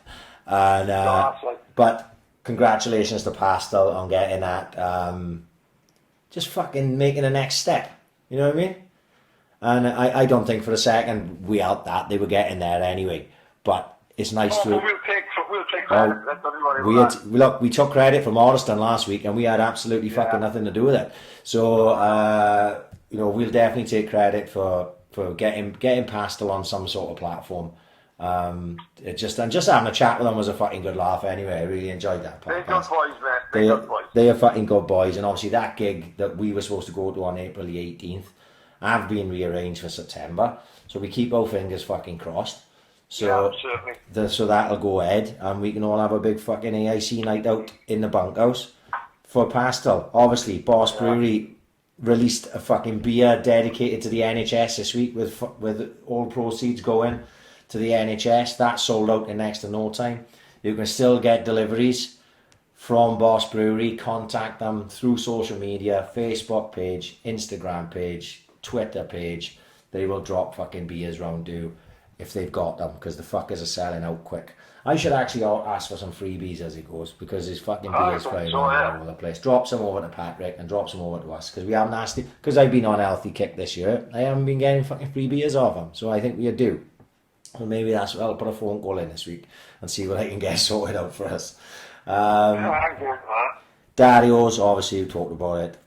That is that.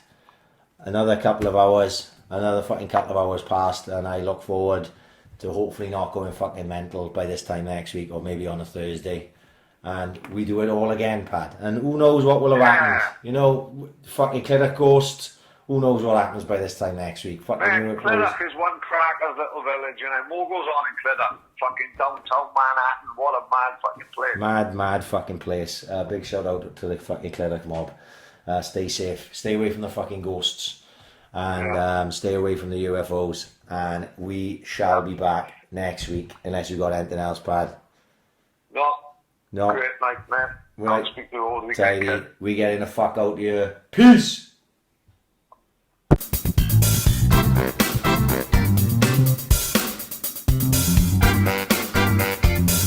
Ambition is critical.